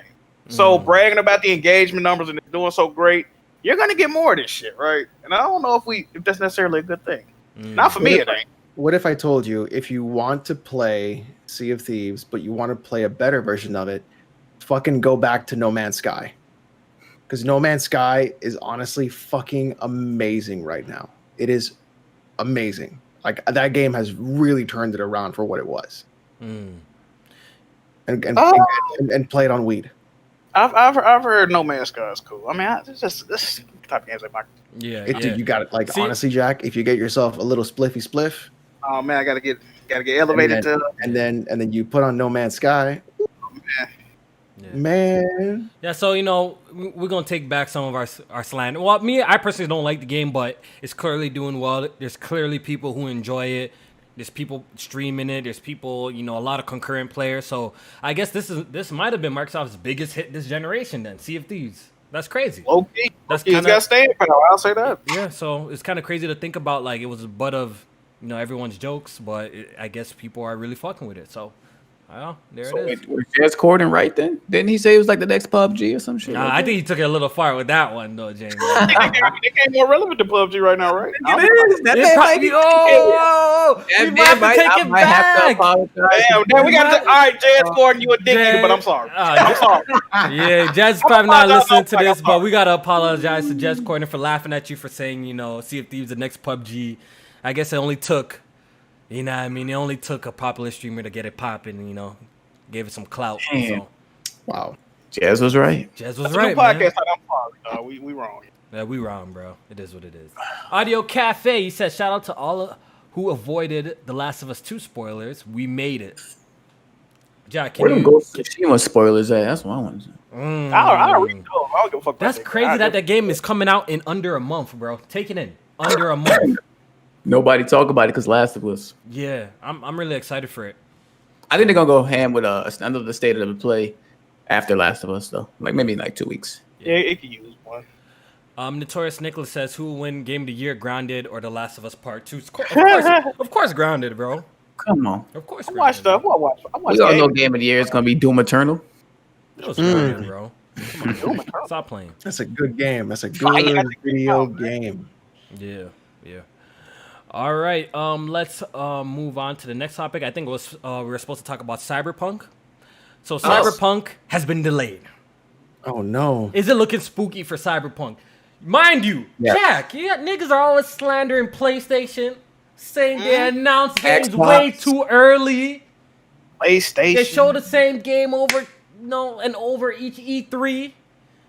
When was Cyberpunk announced? Jack, This game, you can look it up yourself. This game was announced in May of 2012, 8 years ago. Alex, damage control. Alex, damage control. Damage control, please. Alex, please. Damage control, please. No, I'm gonna let Jack finish. I'm done. Hey, let me hear what you got to say. Hey, man, this shit crazy. All I gotta say is CD Projekt Red. They the gods, baby. That's it. You see how it works? You see how it works? We don't keep the same energy for things that we like.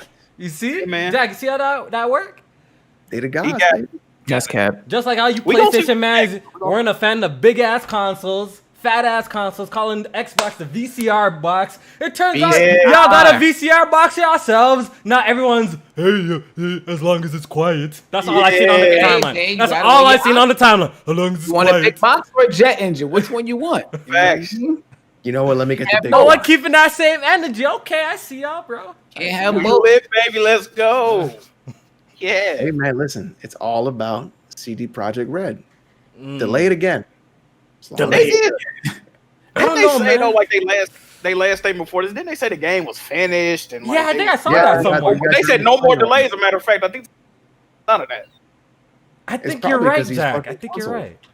Yeah, they're probably pushing it back for it to be a launch title with the PS5 and Series X, because you guys already know how launch titles do. They're always super successful. Even fucking Knack sold over 2 million copies. Killzone probably did way over 2 million copies because they're launch titles. So maybe that's why they're pushing it back. I think this is a tactical delay. They know. That's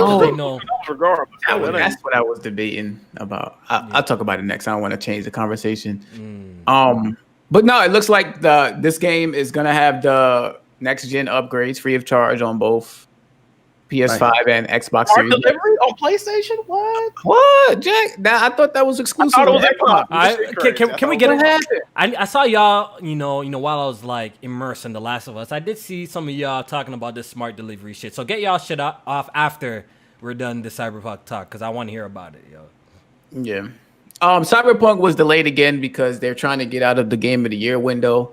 They obviously played Last of Us Part 2, and they understand that they cannot compete.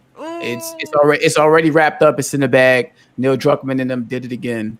So no, they just fall back. Just fall back. Do what you got to do, but fall back. They know that they just came out. You know what I mean? They just had their first big hit with Witcher 3, and they're not ready to compete with Naughty Dog. Big hit. They're not ready to compete with Naughty Dog yet. Ooh. So let us fall back. Let's get out of that window. Let's pull a Star Wars. We'll get them next year. We'll get them next year. The only reason you have Last of Us is because of Amy Hennig. And the person who made Naughty Dog great is no longer there. You want to explain that? Ooh. Amy Hennig, the woman who literally wrote Uncharted, Last of Us 1. She's the reason Naughty Dog is actually good. She wrote The Last of Us 1? You sure about that? I'm quite sure she did. I'm sure she was. Alex catching L's? Oh, man, let's give him L's in the chat.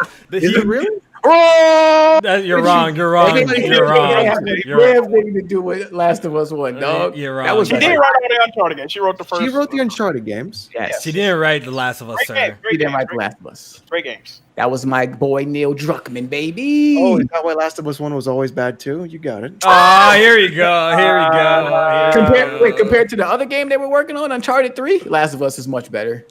Oh, absolutely. Yeah, so you know what I mean? It's not even a debate. She had to go. My statement still stands correct. The only reason you have it is because of Amy Hennig.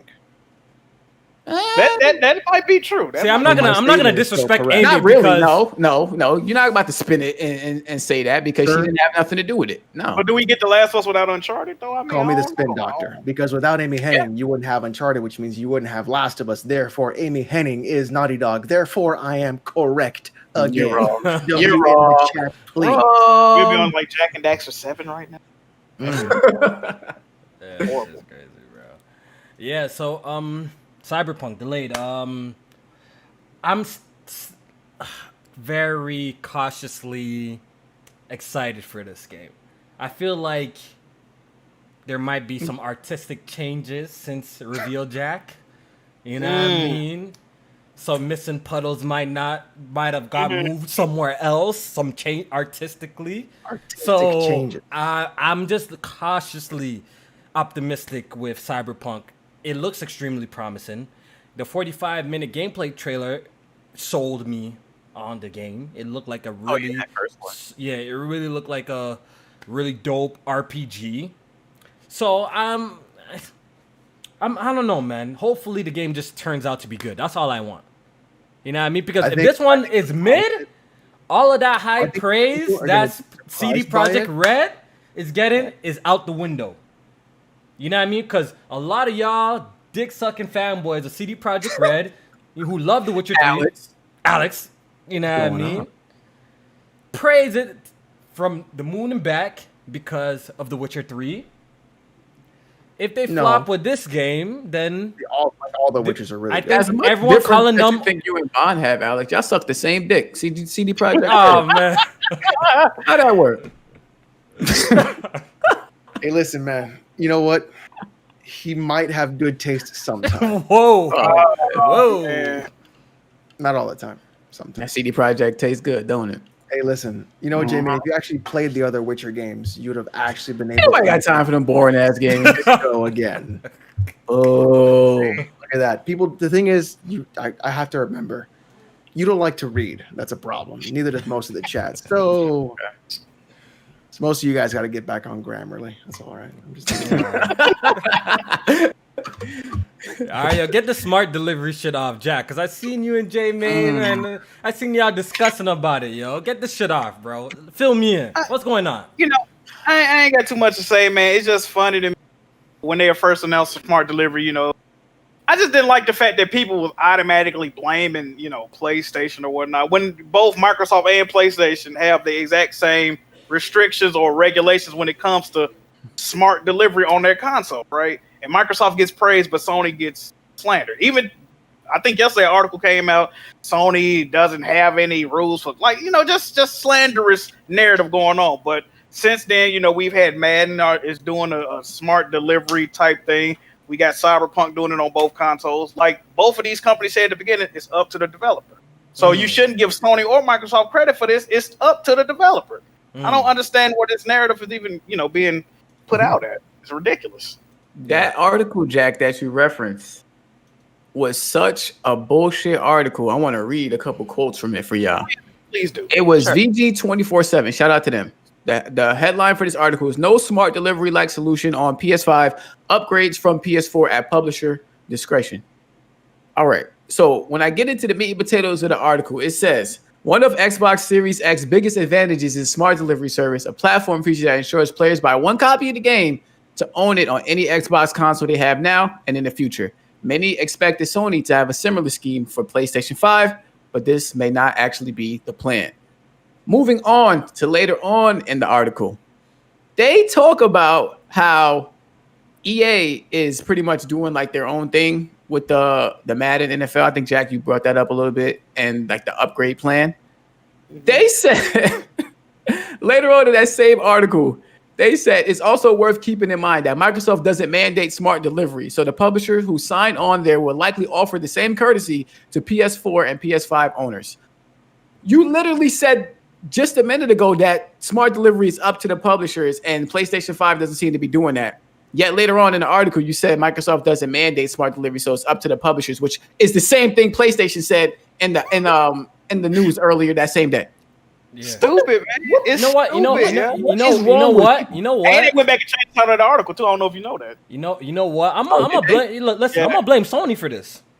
I think it's time for Sony to take accountability and y'all to blame Sony a little bit, because I feel like their messaging could be a little bit more clear. They've been fumbling the bag a little bit. Like 3 scenarios I could think of where their messaging has been fucked up. Backwards compatibility, and we can all agree they leave too much room. They leave too much room for interpretation. Number one, am I lying or right? Number two, Insomniac Spider-Man. Yeah. So, all right, go ahead, J-Man. Why am I lying? No, go back to backwards compatibility. Go back. Yes, they definitely fucked up, but people did not keep the same energy with that situation. As we would just talk about that same energy, people did not keep the same energy for Xbox, who said they were testing games, thousands of games to work at launch. Mm-hmm. And people did not keep the same energy when Sony did say that same thing. But yeah, you're right.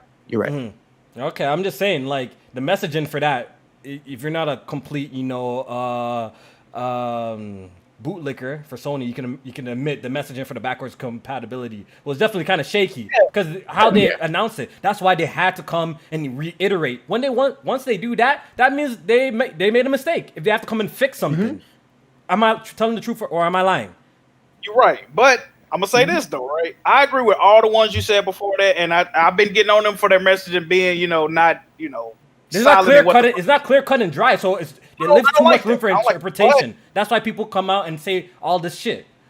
But the smart delivery shit, honestly, I can't blame PlayStation for that, because, I think they need to talk about it. Yeah, but they haven't really talked about it and their plans for it, right? But if CD Projekt Red did not agree at first to bring, do the upgrade, they just can't say if you upgrade this, it's going to automate. You know what I mean? They got to agree to that. Yeah, I understand.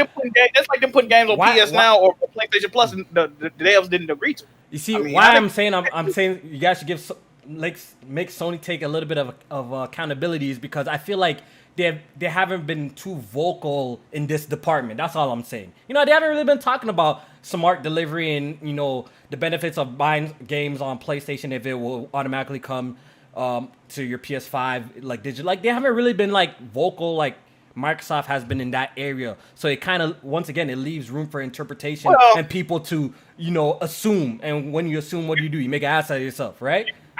Another reason for that too, though, Kofi. What? Personally, if I can think about it, they don't really want you to keep buying games on PC. They want you to buy a PS5. Huh? They want you to move on. They ain't too big on, They believe in generations. They want you to upgrade. That's why they said this game is made specifically for PS5, caption on PS5.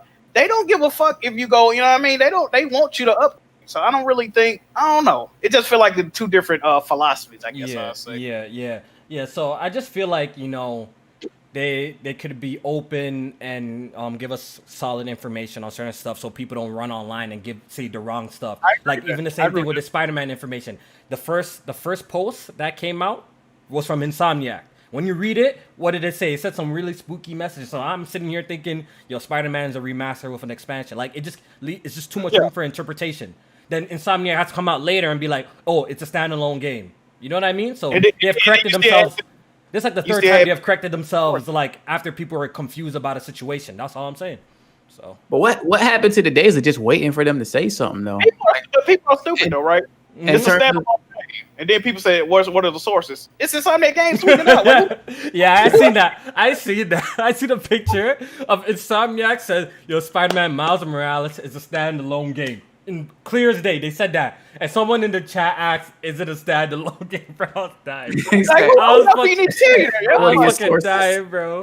Oh yeah, man said, "What is your sources?" Yeah, that was funny. He had to be trolling. Yeah, he had to be trolling. I think he was. I think he was. That was too funny. All right, we got some information about Horizon Forbidden West. We got a new dev interview on PlayStation YouTube channel. And as we all assumed, I've said it on the podcast before, they do have a target date for this game, and it's 2021. You know what I mean? So it makes a lot of sense. I think we all pretty much guessed that. I'm not PC version 2? I don't think so, man. I don't think so. I think so. Don't give Jack a headache, dog. I think it's coming to PC, man. Yeah. I don't think anytime soon. I swear, not anytime soon. Yeah, you're right. The PC version for Horizon Zero Dawn is just to get y'all little dicks wet, and then when Horizon Zero Dawn 2 come out on PS5, the people who will love the first one, no matter where they want to get it at and where it is at, they're gonna pick it that PS5. They say that. Maybe that's their plan, J-Man. Until the PC version sells like a shit ton. Then they're like, until the PC version sells them like fucking tons of copies. Then they're like, fuck, They're gonna go, fuck. Now we gotta release it on PC for part 2 because it's gonna sell even more copies because they bought the first one. That could be. And then y'all get your little dicks wet because y'all ain't playing at 60 FPS and I'm playing at an uncapped frame rate with mods. That could be. That could be. So maybe you're right, Jimmy. Maybe they're in Thanks their for head. The exclusives. They're like, hey, we're gonna give PC gamers a taste of PlayStation's greatness, right? Right. But, like a topic we're about to get into, like Persona, we've seen how that turned out. If the game is crazy successful, don't you think they might, consider putting a little bit more on the Steam platform, sir? No. That's when Herman Host should be fired. Because if the game is crazy successful after 3 years on Steam, you just repeat the same formula. And you get anybody who wants to buy the system at launch. So we wait on PlayStation 5, and then years later. So the PC gamers gotta wait then, right? Everybody's not gonna wait. Everybody's not gonna wait though. Everybody's not gonna wait. Everybody's not gonna wait. They waited 8 years for Persona 4. Jack, I have a PC. I'm not waiting, bro. I'm not waiting. Get Herman Holtz, Jimmy Neutron, forehead, Dutch talking ass the fuck up out of here. J-Man, I'm telling you, J-Man, let me. I have to clue you in because you just became PC gaming, okay? Like last month, okay. Really. Now it's last month. Now it's last month. You got it. Go ahead. We wait. PC Master wait. We will wait. We will wait you out. And we wait and we win. You know what's every single time. We wait and we win. And then if we don't want to wait, we'll pirate. And we'll take your shit. Jack hates PC games. About to have a heart attack. It's your fault, man. It's your fault, man. Long head ass. Do what I say, or I'm fucking taking it. What's the difference, though? One way or another. There's no difference. I'm gonna have it. You weren't gonna buy it anyway on PlayStation 5, so if you're waiting the years to get it, it don't matter to them. You're gonna say that. You're not gonna buy a PlayStation 5 if it wasn't coming. You would have bought Horizon already on PS. I'm not buying a PS5. I'm gonna wait. Yeah. I'm gonna get it on PC. Exactly. I'm gonna get it at 60 FPS. You're gonna wait And that's fine. I don't mind. I have plenty of games to play. Unlike PlayStation fanboys who have nothing to play. That's why they're all on Twitter. Yo, Jack, all right, we gotta get to this shit. We gotta get to this shit. Because you were going fucking off the other day. And the salt was all over you. I don't give a fuck what you say. You're one salty individual, sir. You were butthurt. Not salty. You were salty. You're salty. Right? All right, so if you guys don't know, Persona 4 launched on Steam. And it's nowhere to be found on PlayStation. So this triggered this man Jack Move to go on a couple of rants on the timeline. Oh, absolutely. Call out PC gamers a whole bunch of names. But deep down, he just wanted the port to come to PlayStation as well. That's what he really wanted. You know, heaven forbid the guy that owns, I own Vitas, you know what I mean? I bought the game on PS Vita, played it twice, platinum. Heaven forbid me, and 100% of the games before the Steam announcement, 100% of those games were sold on PlayStation platforms because it wasn't nowhere else. Persona's never been on PC. Heaven forbid, we as a fan base would want a little respect and recognition by, simply porting the game to a current PlayStation system. Heaven forbid, right? Fuck us, right? Okay, cool. We bought you to the dance, but now, you know what I mean? You going off with the other, you know what I mean? So it is what it is.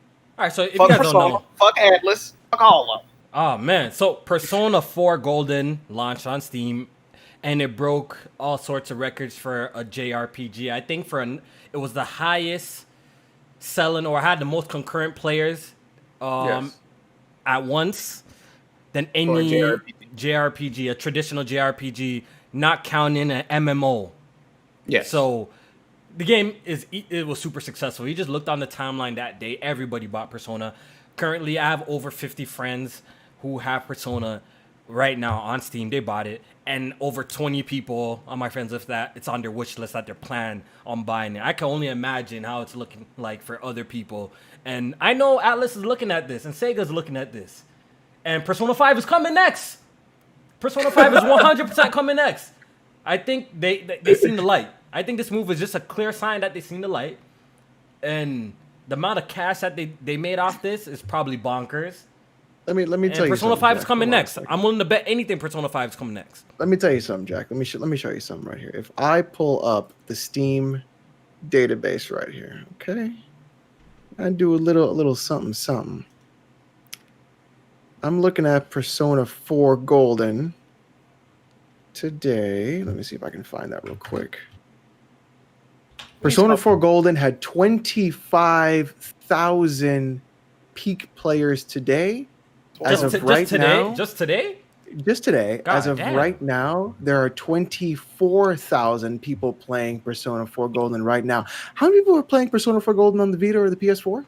Right now, today? Jack, you know what you need to do, Jack? You know what you need to do, Jack? Go under Atlas's page and write PS4 port ? Go ahead and start doing that, bro. Wait, Jack, I'm not a Switch fan. I'm not a PC guy. I'm not too much for port pick. You know what I mean? It's sad that PlayStation get treated like second class citizens. Like when I said we the one that got you to this status. Hey, listen. You know, I heard somebody make that statement before. Second class citizens. You kind of sound like an Xbox right now. Hey, if you watch EA, I don't know if we're gonna talk about EA Play from today. They pretty much shit on Xbox and PlayStation gamers. Oh, you cut it. Switch, like what the fuck? Yo. All right, man.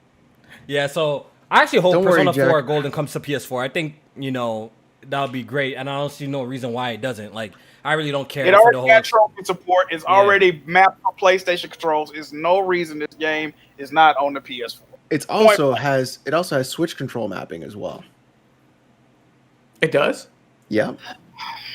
Oh, yeah, shit. so yeah. Shit. All I know is I think Persona 5 is coming to PC. I really do. I'm gonna actually put 100%. money. I think after this, Sega, and I think Atlas handled this port themselves. I think it was confirmed that they actually handled this port themselves. So Little shenanigans and shit like this. This is why, first of all, Atlas purchased by Sega, which was also a fledgling company that almost went out of business Y'all don't move properly, man. Y'all only got the right people in the right spots, man. That's why the best Sonic games weren't even developed by Sega. Like it's just crazy, bro. How y'all operate? They need some real deal people off in Sega Jack. to let them know what the fuck going on, man. When I'm playing Horizon Zero Dawn at 60 FPS, I'll let you see the stream so you can watch it. And then when Last of Us 2 comes to PC, I'll let you play it at 60 FPS too. And same with Spider-Man. And that's true. I hope everybody at PlayStation currently loses their goddamn job. Same with everything else. And they deserve to go out of business. And then I'm just gonna tweet you. I'm gonna say thanks for the exclusives, Jack. They deserve to go out of business. I said it. Yeah, but yeah, it's crazy, man. You know, like I'm playing Persona and quick impressions, playing it 4K, 60 frames. I can actually see my character's face. You know what I mean? Details in the backgrounds that I couldn't see before on the Vita. I could actually see. So, shit, this might be a Patreon giveaway real soon because I have no use for this contraption anymore because I only bought it recently. See, but yo, I have some bad luck. We got to talk about it. It seems like every time I buy a platform for a specific game, it ends up coming to the platform that I really want to play it on. Yep. Why is that, bro? PC. I need to buy God of War again. You know, these companies are soft, man. It is what it is. They bend the knee to a fucking platform of nerds and dorks and terrorists. It is what it is. PC games are disgusting. What you had said, Alex, Persona 4 was rotting on a dead platform. Shout out to Atlas for bringing it to. Oh, let me find that tweet. They definitely brought it back to life. They definitely did.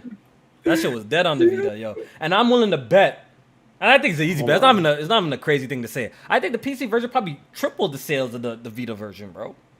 It probably. So you don't think the Steam version outsold the Vita version? I think it sold well over a million on the Vita. It's one of the top 5 best-selling Vita games. Well, because there's nothing on the Vita. Hopefully we get the numbers. Hopefully we get the numbers. Hopefully we get the numbers. But I think this game is gonna be way more successful on Steam than it was on the Vita. So absolutely, nice. Not even a question. Yeah. Hopefully we get the numbers, yo. Not even a question. That game was on PlayStation Plus like a few years ago, so a lot of people got that shit. I never do that. Here's my tweet. Hold on. Let me bring this greatness to light in the podcast. I want to thank all the Sony fanboys who never begged Atlas, Sega, or Sony to port Persona 4 Golden off of a dead platform. If it wasn't for your complete ineptitude, Atlas and other companies like them would have never realized that porting the games to PC brings them more sales. Okay, now let me see here. In December of 2013, which this game came out in 2012 on the Vita, it had already sold over 700,000 copies, and that was 7 years ago. So yeah, it's safe to assume that it did over 1 million on Vita. It's safe to assume, right? I mean, in 7 years, we couldn't sell 300,000 copies. And shit, I guess it do belong on PC. I would assume, right? Yeah, I don't see the sale.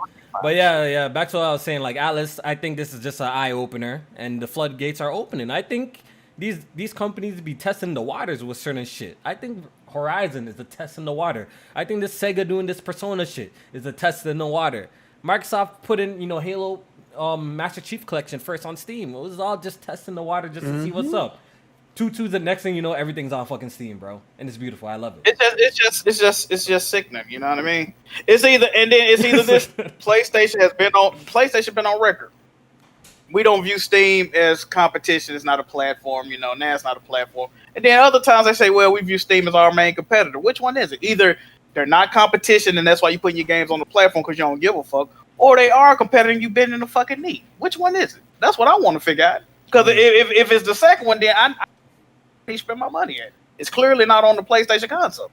I don't Time to get yourself a desktop. Jack, I got one last question before we move on from this topic. So, if the game ends up getting ported to the PS4, it's all forgiven? No. Oh, just because it came to the PC?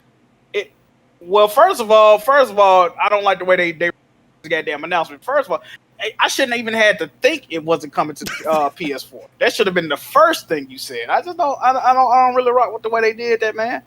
It's yo, just Jack. Oh man, you be fanboy now sometimes. It's crazy. A Japanese company would do this because Japanese people deal very heavily in respect, right? And when they feel disrespected, they'll go decades without fucking with you, right? Now, what if everybody that bought Persona on the PlayStation felt the same way I did? You would be in a world of hurt right now. You would have to put your shit on Switch. They want anything. They dicks. Oh man, Jack. Jack, we need to help you one day, bro. We need to get you a PC. That's what we need to do for you, bro. Fuck a PC. He needs a desktop. Fuck a PC. Fuck a desktop. Fuck Atlas. Fuck Sega. All that. Yeah. Wow. All right, yo. Let's talk about this EA Play. So I was playing The Last of Us, so I didn't watch what was going on with it. Was anything good revealed at EA Play? Skate 4. Skate 4 got announced. Skate, a new Skate game, right? They didn't even announce it was Skate 4. They just basically said like, we heard you. Okay. It's coming back. It's in really early development is the exact words they use. Okay. So did we get a JPEG? No. What else? Did we see a Battlefield? No. Did we see a new Need for Speed? No. Nope. Did we see the new Dragon Age? Nope. I have 2 concept pictures, one of a tree. Did we see any, Dead Space? No. Sims They didn't even show Man or FIFA, yo. Sims 5? Sims 5? Sims 4. Sims 4. No new Sims. My Sim sister was City? No. So pretty much you're telling me this shit was hot trash. Pretty much. Trash. Yep. Okay. You want to know what they announced, yo? Apex? Yes. This is their main. This is the crux of their fucking announcements, right? They want you to know that they're back on Steam. Everything's coming to Steam. Love you, Steam. Not on our face game. No, they want you to know. Okay, they want you to know that the majority of their games are going to play in the future. Crossplay, kumbaya, my lord. Everybody get to play. No, that's okay. That's exciting. No, I'm not gonna let you disrespect that. If EA is doing the crossplay thing, that's good on them. I'm with it. If Madden and FIFA ain't got crossplay, it's null and void. That's what I'm saying. Them games need to have crossplay. Going into this new generation, I'm hoping majority of major multiplayer games have crossplay. I don't know about y'all, but I need that. I need that. Gonna do it. I need that. Yeah. So Activision already started with Call of Duty. Call of Duty, yeah. So EA needs to follow suit. I think they announced Need for Speed. He is gonna have crossplay. So hopefully the future Need for Speeds will. Hopefully the Battlefield will. Apex will. See, that's good news. That's music to my ears. And Apex is coming to Steam as well? Yes. Steam and Switch. Yeah. Yes, and that's Switch. Their last announcements is just switch.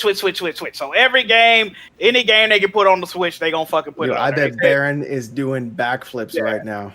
It's like 7 unannounced games coming to the Switch or some dumb shit like that. Yeah. Okay, so no Mass Effect Trilogy remaster, nothing like that. No, they didn't say nothing about. They did like next gen. They did like a next gen teaser for Dragon Age, Battlefield, and the Need for Speed. But it was just like showing like very very early tech demo type stuff. They showed bullshit. 3 new EA originals coming up. They showed that. Yeah, so a whole lot of bullshit. That's what I hear. It sounds like to me. Yeah, show was trash. So show was trash. I didn't watch it, and I'm glad I didn't. I probably would have been triggered if I live streamed it or something like that. So, new Pokemon Snap has been announced for the Nintendo Switch. A lot of people have been crying for this game for years. I've never played a Pokemon Snap game in my life. You didn't have a childhood. So, is this game about taking pictures of Pokemon, sir? Yes. And what's so exciting about this game, taking pictures of a Pokemon? It's fucking cool. Well, that's it. Okay. That's it. All right. It's fucking chill. It's dope as shit. You just fucking hang out, fucking taking pictures of Pokemon. All right. Fucking cool. So, I don't know. I guess maybe I'll try it out. I actually haven't been playing my I bought this Clubhouse board game, and that's the only thing I've been playing on my Switch lately. Me and my girls have been playing tic-tac-toe on the Switch and shit, bro. Shit's crazy. We left out. It is a new Star Wars game, by the way. Squadron or some shit. Okay. Oh yeah, the dog fight. It's like a dog fighting game. Did they show gameplay? Yes. Yes, they did. Does it look good? I know that. I don't like shit like that. I like flying. I like flying planes. I don't like the combat dogfight combat too much. But it look cool. Did it look like Ace Combat or some shit like that, or more arcade? I think it was more arcade. You can have loadouts and shit like this, like team-based combat. You could. It looked like it. I'm gonna watch the gameplay after the podcast to see what I think of it. But yeah, all right. So that happened, and we have a few more topics here, then we're gonna get out of here. Resident Evil 8 was initially supposed to release on the PS4 as well, but they canceled it due to development problems. So does this pretty much? Rumors. That's the rumors. Yeah. Also, okay. Because the dude that pretty much leaked Resident Evil 8 though is the one that's saying this. Oh, okay. So his track record's pretty good right now. He has a good track record. So does this pretty much kind of add to the argument that, the old consoles can possibly hold back the next generation hardware? Oh, absolutely. If this is true, then yeah. Absolutely. Right? Okay. They talk about this is a good thing. Yeah, this is a good thing, right? Huh? No, it's a good thing. We're just saying, this is a good thing. Yeah, he said like the load times, said because the game has you traveling back through most of the village. There's a bigger focus on exploration, and they said the last gen console versions had notable issues holding it back. What else? There's a bigger focus on, I said that already, exploration and stuff like that. So yeah, it seems like they want to make the game bigger. They want to do the whole no loading type thing. And the last gen, it just wouldn't be able to run that type of vision correctly and how they wanted it. So they just pretty much scrapped it. Okay. All right. And our last topic of the night is Warner Brothers. So AT&T is trying to sell off Warner Brothers, the gaming division, and Activision, EA, and another company. What's the other company that's interested? Take-Two are interested in buying Warner Brothers games, which includes Warner Brothers Montreal, I believe, Rocksteady. Yes. I forgot the rest. Is there anything else in the package? I don't know. But NetherRealm? I think NetherRealm, right? Yeah, NetherRealm. Yeah, NetherRealms, the Mortal Kombat games. That's right. But I heard that this obviously doesn't include the Batman license though. I don't think it includes any IPs. Just the studios? Yeah, just the developers. Oh. But I think no. I take that back. I heard that. Well, according to Smooth and the dudes that was on Webware, they said that according to Smooth, all right, yo, just throw the information in the trash. Well, they Xbox dudes, so they know the rumors. Take it with a giant grain of salt, people. The DC properties will go back to wherever they belong to, but I don't know about the rest of the stuff. Okay, so that's because I think a lot of their games are licensed, so I think the licensed stuff might go back, and then some of the stuff that they own would go. Yes, no, I'm trying to figure out what. So, who would you prefer? Aren't they selling it for $4 billion or something crazy like that? Yeah, it's something weird. $4 billion? Are they crazy? $4 billion for Rocksteady. That's not worth it. I don't think that's worth it. NetherRealms and Warner Brothers Montreal. That's a lot of money. God damn. Rocksteady ain't put out a game in 5 years. How we know they worth $4 billion?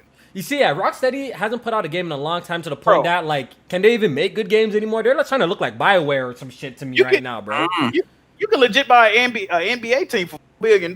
You can put that money elsewhere. You're really trying to flip that profit. A couple of Xbox man said Xbox finna cop, bro. Phil about to drop the bag. What's good? That would be a good look. I mean, if you can get the what are they developing though? Yeah. I think I'm working on Hellblade 3. They gonna split them teams. That's definitely not happening. I don't see that happening. Fucking $4 billion, that's insane. So how much did they pay for Minecraft? Wasn't that shit like $2 billion? $2 billion? They paid off. But that's actually probably a smart buy though, because Minecraft one of the top games for all. Yeah, Minecraft is huge, so I'm pretty sure they made their money back. Yeah, they made that money back. The IP's way too big and it's still popular till this day, so it's probably a smart investment in the long run. Yeah. But, let me read these super chats and we're gonna get the hell out of here, man. I'm gonna get back to playing The Last of Us, man. While y'all niggas wait 2 hours, bro, to play this shit. Hour and a half. Don't be disrespectful. We almost there, y'all. Be patient. All right. You're telling me you're waiting? Hey, man. Not years, though. Not years. This super chat is from King Kofu. He says, "Can J-Man have a game of the year if he beats one game a year?" Oh, that's a good question. That's a good question. I like that question. Yes, I can. All right, this one's from Idol7. He says, Cyberpunk got delayed because they want to have another game of the generation. Just like The Witcher 3 did for this generation. Prove me wrong. Right, Red Dead Redemption 2 is better than Witcher 3. Oh, you need to stop. Continue. You need to stop. Alex, you play Red Dead Redemption 2? No, I'm not going to play that fucking game. I don't want to hear your opinion. Listen, when I heard that the action button, the pickup button, and no. Fucking no. So you heard, but you didn't play. I saw gameplay. It's starting to sound like them dick suckers that was talking about The Last of Us Part 2 story leaks. Actually, I'm starting to sound like another game podcast. was bad because they saw leaks. No. I'm starting to sound like. Hold on. Starting to sound like them. You heard from. I'm starting to sound like. No hearsay. I don't hear about no third party information. I'm starting to sound like another podcast. Alex got a whole lot of slander today, Jack. What's going on with him, bro? What's up, bro? I haven't even have a slander. I haven't even done no BG slander for the day to do, man. You need to pull up on Sunday, man. Yeah, Alex, go over there, man. Honestly, I like the drama, bro. Go over there and get some off your chest, bro. There's no drama. There's no drama. I just like to have. I just think that our gaming community deserves better podcasts. Oh my! Better podcast. Shout out to Weapon Wheel Podcast. They're a great bunch of men over there. Pause. They're a great group there. Jack Move is over there. You know, I respect them. You know, you got one great dude over there. You know what I mean? You know what I mean? So, make sure y'all tune into that podcast on Sundays at 6 o'clock. 6:30. Yeah. 6:30. Yeah. So tune into that shit. All right, yo. This one's from Marcus. He says the controversy with The Last of Us is absolutely ridiculous. I've never seen people trash a game they never even played. Oh, I just got saying that. That's crazy. Yeah, yeah. I can't wait to talk about it though, man. I'm gonna disprove next podcast is gonna be really interesting because we can start talking about some of the spoilers because it's gonna be out there. I don't give a fuck what some of y'all be saying in the chat. I've kept my mouth shut. I don't spoil shit like some people out here. So, but next podcast is when shit's gonna get real. So prepare to talk about it. You know what I mean? We're gonna be talking about The Last of Us and the story and certain characters that are gonna be in it and what happens and shit. We need to have some people who don't like it on here because I might have guests for the next one. I need to educate a couple folks. I'll just watch your gameplay, J-Man. No, I'm banning you. If I see you in my chat, I'm banning you. You know, you can still watch a stream even if you're banned from chat. I'm about to ban your IP here. I'm gonna do something. You need to play this game, all right, fucker? I'm not playing this fucking trash ass game. Oh man. It definitely ain't trash, man. This one's from Notorious Nicholas. Says Witcher 1 is trash. Don't lie to yourself. I hear that a lot from many people that the first Witcher is actually very mid. It's very obscure. Very, very mid. It's obscure. It's not like it's a European video game. It's not going to be fucking like easy to play. So you're saying Witcher 3 they casualized it for a lot of people? No, it's actually well, Witcher 3. It's not that it's casualized. They did change a lot of things. I think 2 is actually the best one in terms of gameplay because of what they did. But 1 is like one huge extreme. 3 is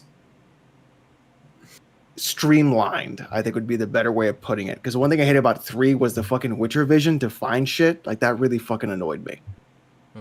Yeah. Obscure. Stop using all these different words for trash.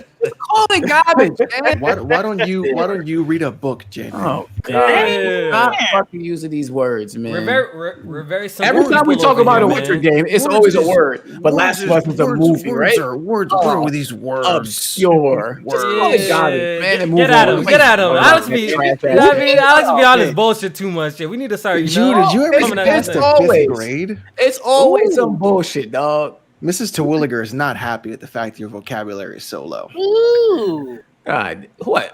You think I don't know what obscure means? Well, you think you're better than me because you know a word? Did I say that? No, I said stop using different words for trash. You're getting real spicy the closer it gets to midnight. He feeling it. He feeling ready, bro. You know what I mean? He ready. We're getting close, dog. I didn't think I was going to be here, man. We're almost there, baby. Yeah. 1 hour, 20 minutes, 18 minutes to be exact. Yeah. All right, this one is from Glorious War. He says, Amy and Neo co-wrote Uncharted 2. Amy just wrote Uncharted 3. All right, so that's my least favorite Uncharted next to the one on PS Vita. I think she co-wrote all of them. And I think Neil co-wrote Last of Us. And we know how that turned out. We need a new game from Amy to see if she's a legend. But she's been bouncing.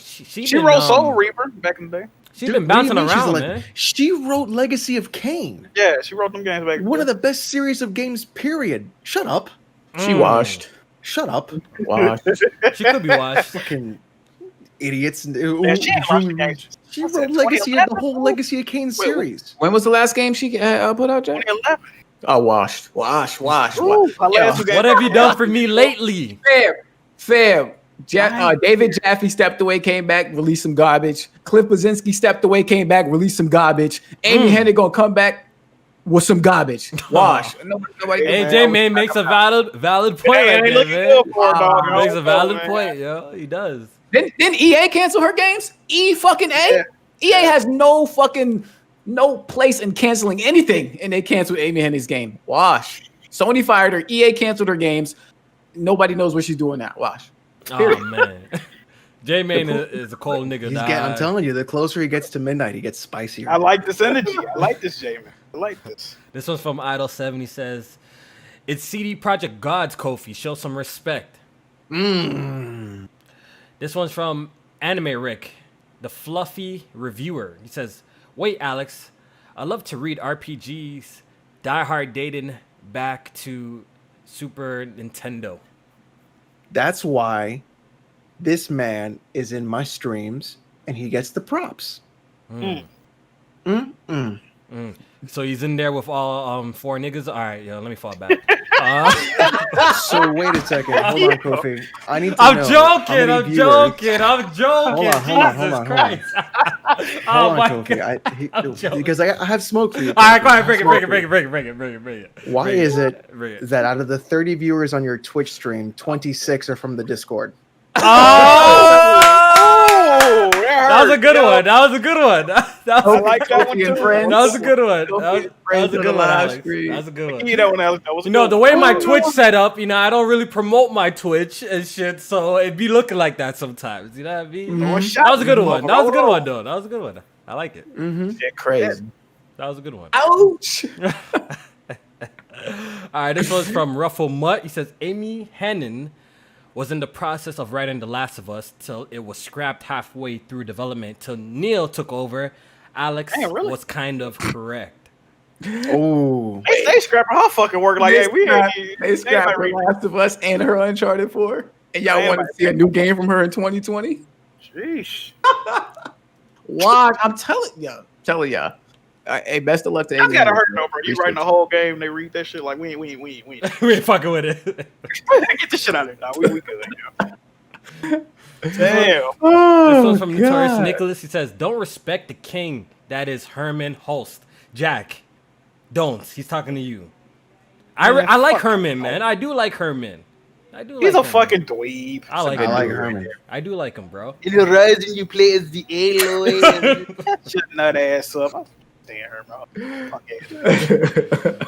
This was from Trago. He says Persona 4 is the Steam top seller, by the way. Is this still the top selling game on Steam right now? Why Trago always talk about the Steam top seller? Someone check for me. Let me check. Hold on. If it is, then that's crazy. Then the game been out for how much days now? It can't be almost a week. Who buying games on Steam? Fucking Sea of Thieves was a top seller. Come on, man. Y'all don't get no props. Alex, is it still there? Is it still on the list? Let me go to global. Let me go to global. On Steam, holy shit! What is it? It is. Yeah. It's still number 1. It's number 9. It's number 9. It dropped. All the things, fella. What's above it? Shout with your dad simulator. What's above it? You want to know what's above it? Yeah. You want to know what's above it? Yeah. Grand Theft Auto 5. Jeez. And then Mountain Blade 2 Bannerlord. That's fucking good. I don't know what the fuck. Sea of Thieves is above it. Wow. Yo, what's up with this? What is going on? All right. I made a classic live stream of that Sea of Thieves. The classic one that I got the pillow and the blanket and went viral. I think we might have to replay Sea of Thieves. So if I could get my Discord buddies to go out on the ledge with me and download Sea of Thieves, and let's try Sea of Thieves again. J-Main, let's do it. J-Main Jack. Kofi, I'll do it with you. Do it. Oh, Pull man, up, run man. that back. That's one. How many players is Sea of I Thieves? Is think it four? it's It's four. four. Oh shit, we might have to do that. It's on I'll Game pick up Sea of Pass. Thieves I and we'll do think it. we need to redo that classic live stream, bro, and let's play an hour of Sea of Thieves and see if we enjoy it this time around. You know what I mean? Give it a second chance. I mean, you could buy it on Steam and then get a refund if you don't like it after the 2 hours. I already have Game Pass. I'll just Game Pass. I mean, I don't want to risk it. I might fall asleep during the gameplay or some shit and leave it past 2 hours. It's crossplay because anything on Xbox on Steam, you have to log in Xbox Live, so it's fine. Oh, okay. Yeah, I'll Game Pass it though. Damn. This one's from Papa Hop. He says Alex is a necessary villain. I agree. He is very necessary. Very vital to the podcast. I'm here to keep you awake. All right. This one's from Rystar94. He says, do you think Persona 4 PC will outsell Persona 5? Persona 5, to be honest, that game should be selling way more copies than it already has. I think, what did the original sell? Was it 3 million or 2 million? Which one was it? Or was it 4? Yeah, that game needs to do a lot better, man. That game is so great. I think it should be available on everything so it can do better numbers than what it's doing, bro. Because that game is fantastic. It wouldn't sell on Switch though. You don't think so?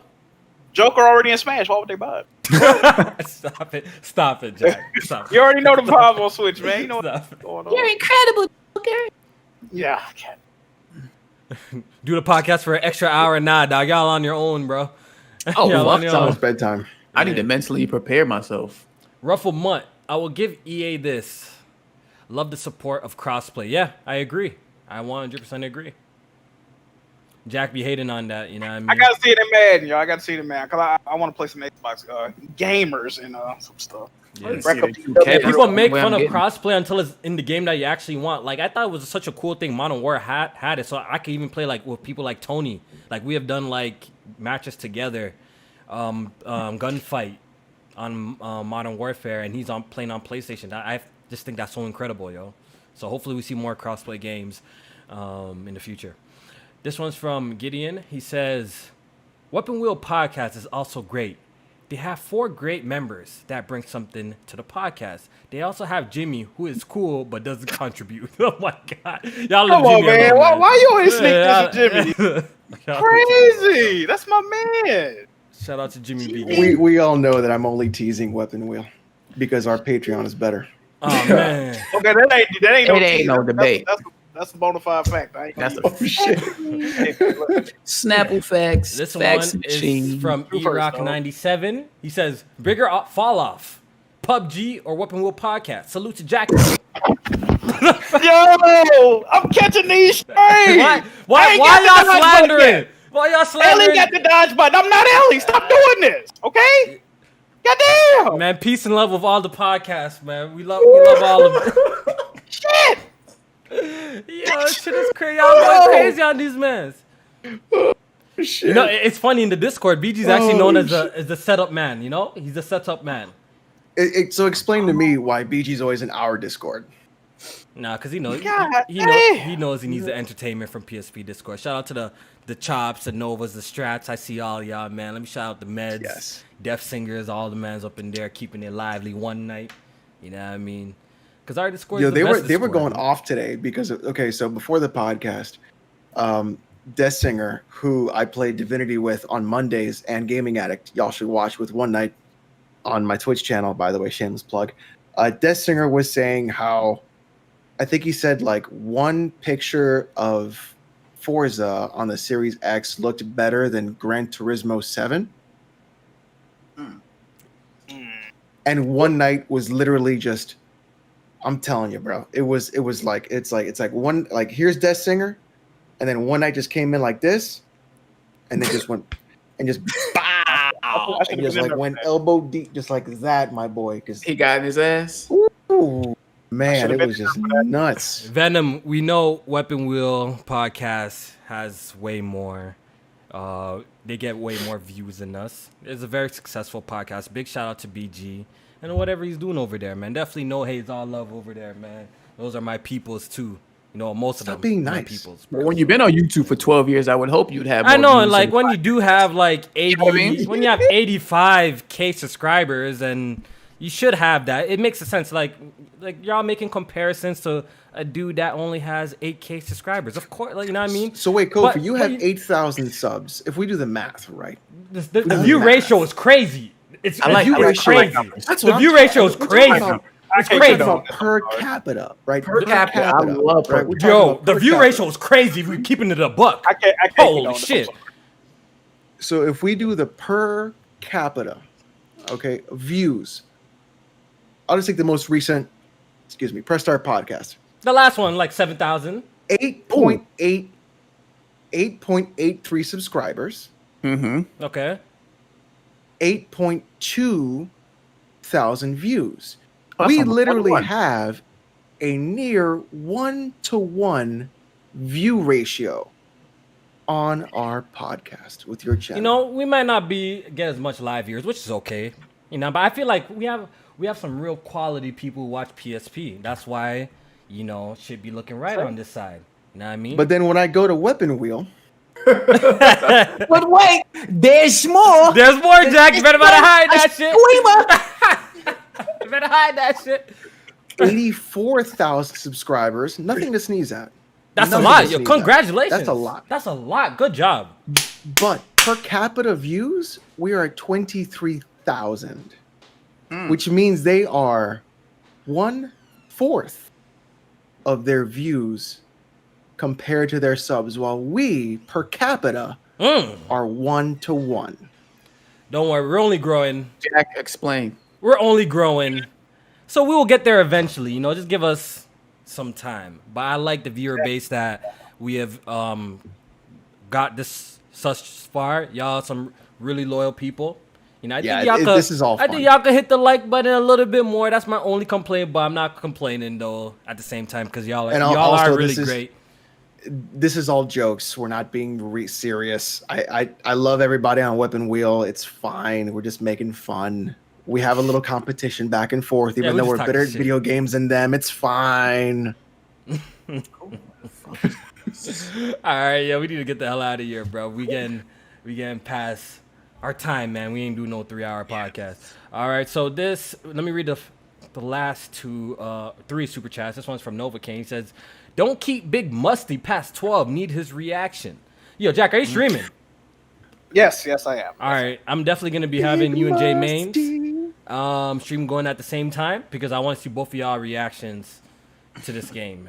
Make sure y'all play for at least 2 hours, please. At least 2 hours. Yeah. The first 2 hours. I got you. The first might be up to like 6 in the morning on that thing. All right, cool.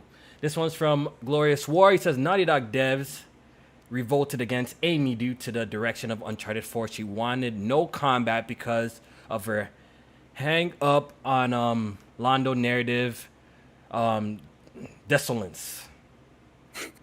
Oh, Ludo narrative dissonance. Ludonarrative dissonance. I don't know what ludonarrative is, and I'm not going to pretend to know what it is. What does ludonarrative mean? It's just a bunch of like fucking bullshit term that journalists drummed up because in Tomb Raider, Lara Croft fucking can't kill one guy in a fucking FMV, but she kills thousands of guys in the fucking game. It's just a disconnect between the FMV and the game. They literally J-Main made a fucking word up to explain what's going on. Yes. Okay. Pretty much. Okay, I get it now. All right, this is the last one. This one's from Kiss. He says, studying from home. I think that's what he meant to say, or for home. Not studying for home. I think it's from home. Studying from home doesn't usually don't get to watch live, but I'm one of those viewers that come when the show gets uploaded later. I appreciate the view. It doesn't matter if you watch it live or later, as long as you check it out. We do appreciate you. And with that being said, we're going to get out of here. We're going to do the outros. And we're going to start off with my man, J-Main. All right. Definitely appreciate y'all for tuning in to the show. Check me out on my YouTube channel where I'm actually uploading content. JMain518. Also on my Twitter, which I just crossed 3,000 followers. So I appreciate that. If you're new and you're in here. Great show. Hit that like button. Make sure y'all share out the stream. Let everybody know what we're doing over here. And we'll catch y'all next week. And hopefully the Last of Us will be beat by then. So I think it will. Yeah, like I said, next week I don't want to hear nothing about no spoilers or yo, you guys have plenty of time. People are going to be posting screenshots all over the Twitter timelines. You know, I think the grace period is over. So we're going to talk about everything on PSP next week because I'm pretty sure most of y'all going to have the game beat by then. This is from Dark Cloud. He says, y'all cool peoples, man. Always support y'all, man. Make sure y'all subscribe to Dark Cloud's new channel. He recently relaunched this channel. Make sure y'all go check him out. He's uploading new content over there. So make sure y'all check out Dark Cloud. He's a really cool dude. He is. And y'all know him. He's been around longer than me. So y'all know Dark Cloud. How many times he gonna relaunch his channel though? God damn. Yeah, so make sure y'all follow Dark Cloud too and check him out, man. Jack, outro. What's good, everybody? The time is upon us. Okay, all I'm gonna say is YouTube, Twitch, Twitter, Mixer, Jack Move Johnny. I'll see y'all in an hour, right? And last but not least, my boy Alex. Thanks everybody for coming out and watching. Definitely, let's try to get to 6K on the YouTube channel now. It's gonna hit on that train. If we get to 6,666 subs, fucking awesome. Check me out on Twitch, where on Fridays we do Can We Escape Silver? Newsflash, we're not going to escape silver in Counter-Strike Global Offensive. Then Saturdays, stream the series. We are going to finish Splinter Cell Pandora tomorrow. That game's a good video game. As well as on Sunday. And then Mondays, Divinity and the Discord, where we play Divinity 2 Original Sin, a top-down PC RPG on stream. So it's on twitch.tv/OhNotesAlex. Have a great time. All right. Once again, thank you guys for watching PSP. It was another great episode, man. Every day is a great day at Juness, but Jack wouldn't know because he ain't playing it on PS4, man. So shit is crazy. Nanaco belongs only on PlayStation. Okay? All right, yo, real quick. Who's babe? Yukiko, come on, dog. I might be fucking with you, Jack. I might be. Hey, she ain't nice too, dog. Fucks with Chie too. No, I don't like her. I don't like her, bro. She annoying, bro. Her moveset is crazy, though. On the battlefield, on the battlefield, she's nice, but you know she's kind of annoying, bro. I don't fuck with her. She get better, dog. You know she kind of to her. Yeah, you warmed up to her. All right. But I got to rock with Yuki, though. Yeah. All right, yo. Press Our Podcast, remember, can be found on SoundCloud, iTunes, Google Play, all that stuff. Make sure you guys check out our Patreon Off the Record this Tuesday. It's going to be a good show. And then the people who won the copies of The Last of Us, the people who won the copies, you have 24 hours to be in my DMs. Once again, the winners are Buggin'. And what was the other man's name? Fuck, I forgot, yo. Something. My time to shine. My time to shine. My time to shine and Buggins. You have to message me on Patreon and claim your copies, or I'm gonna draw 2 new winners. All right. We out of here, man. Have a great night, people, and we'll see you next week.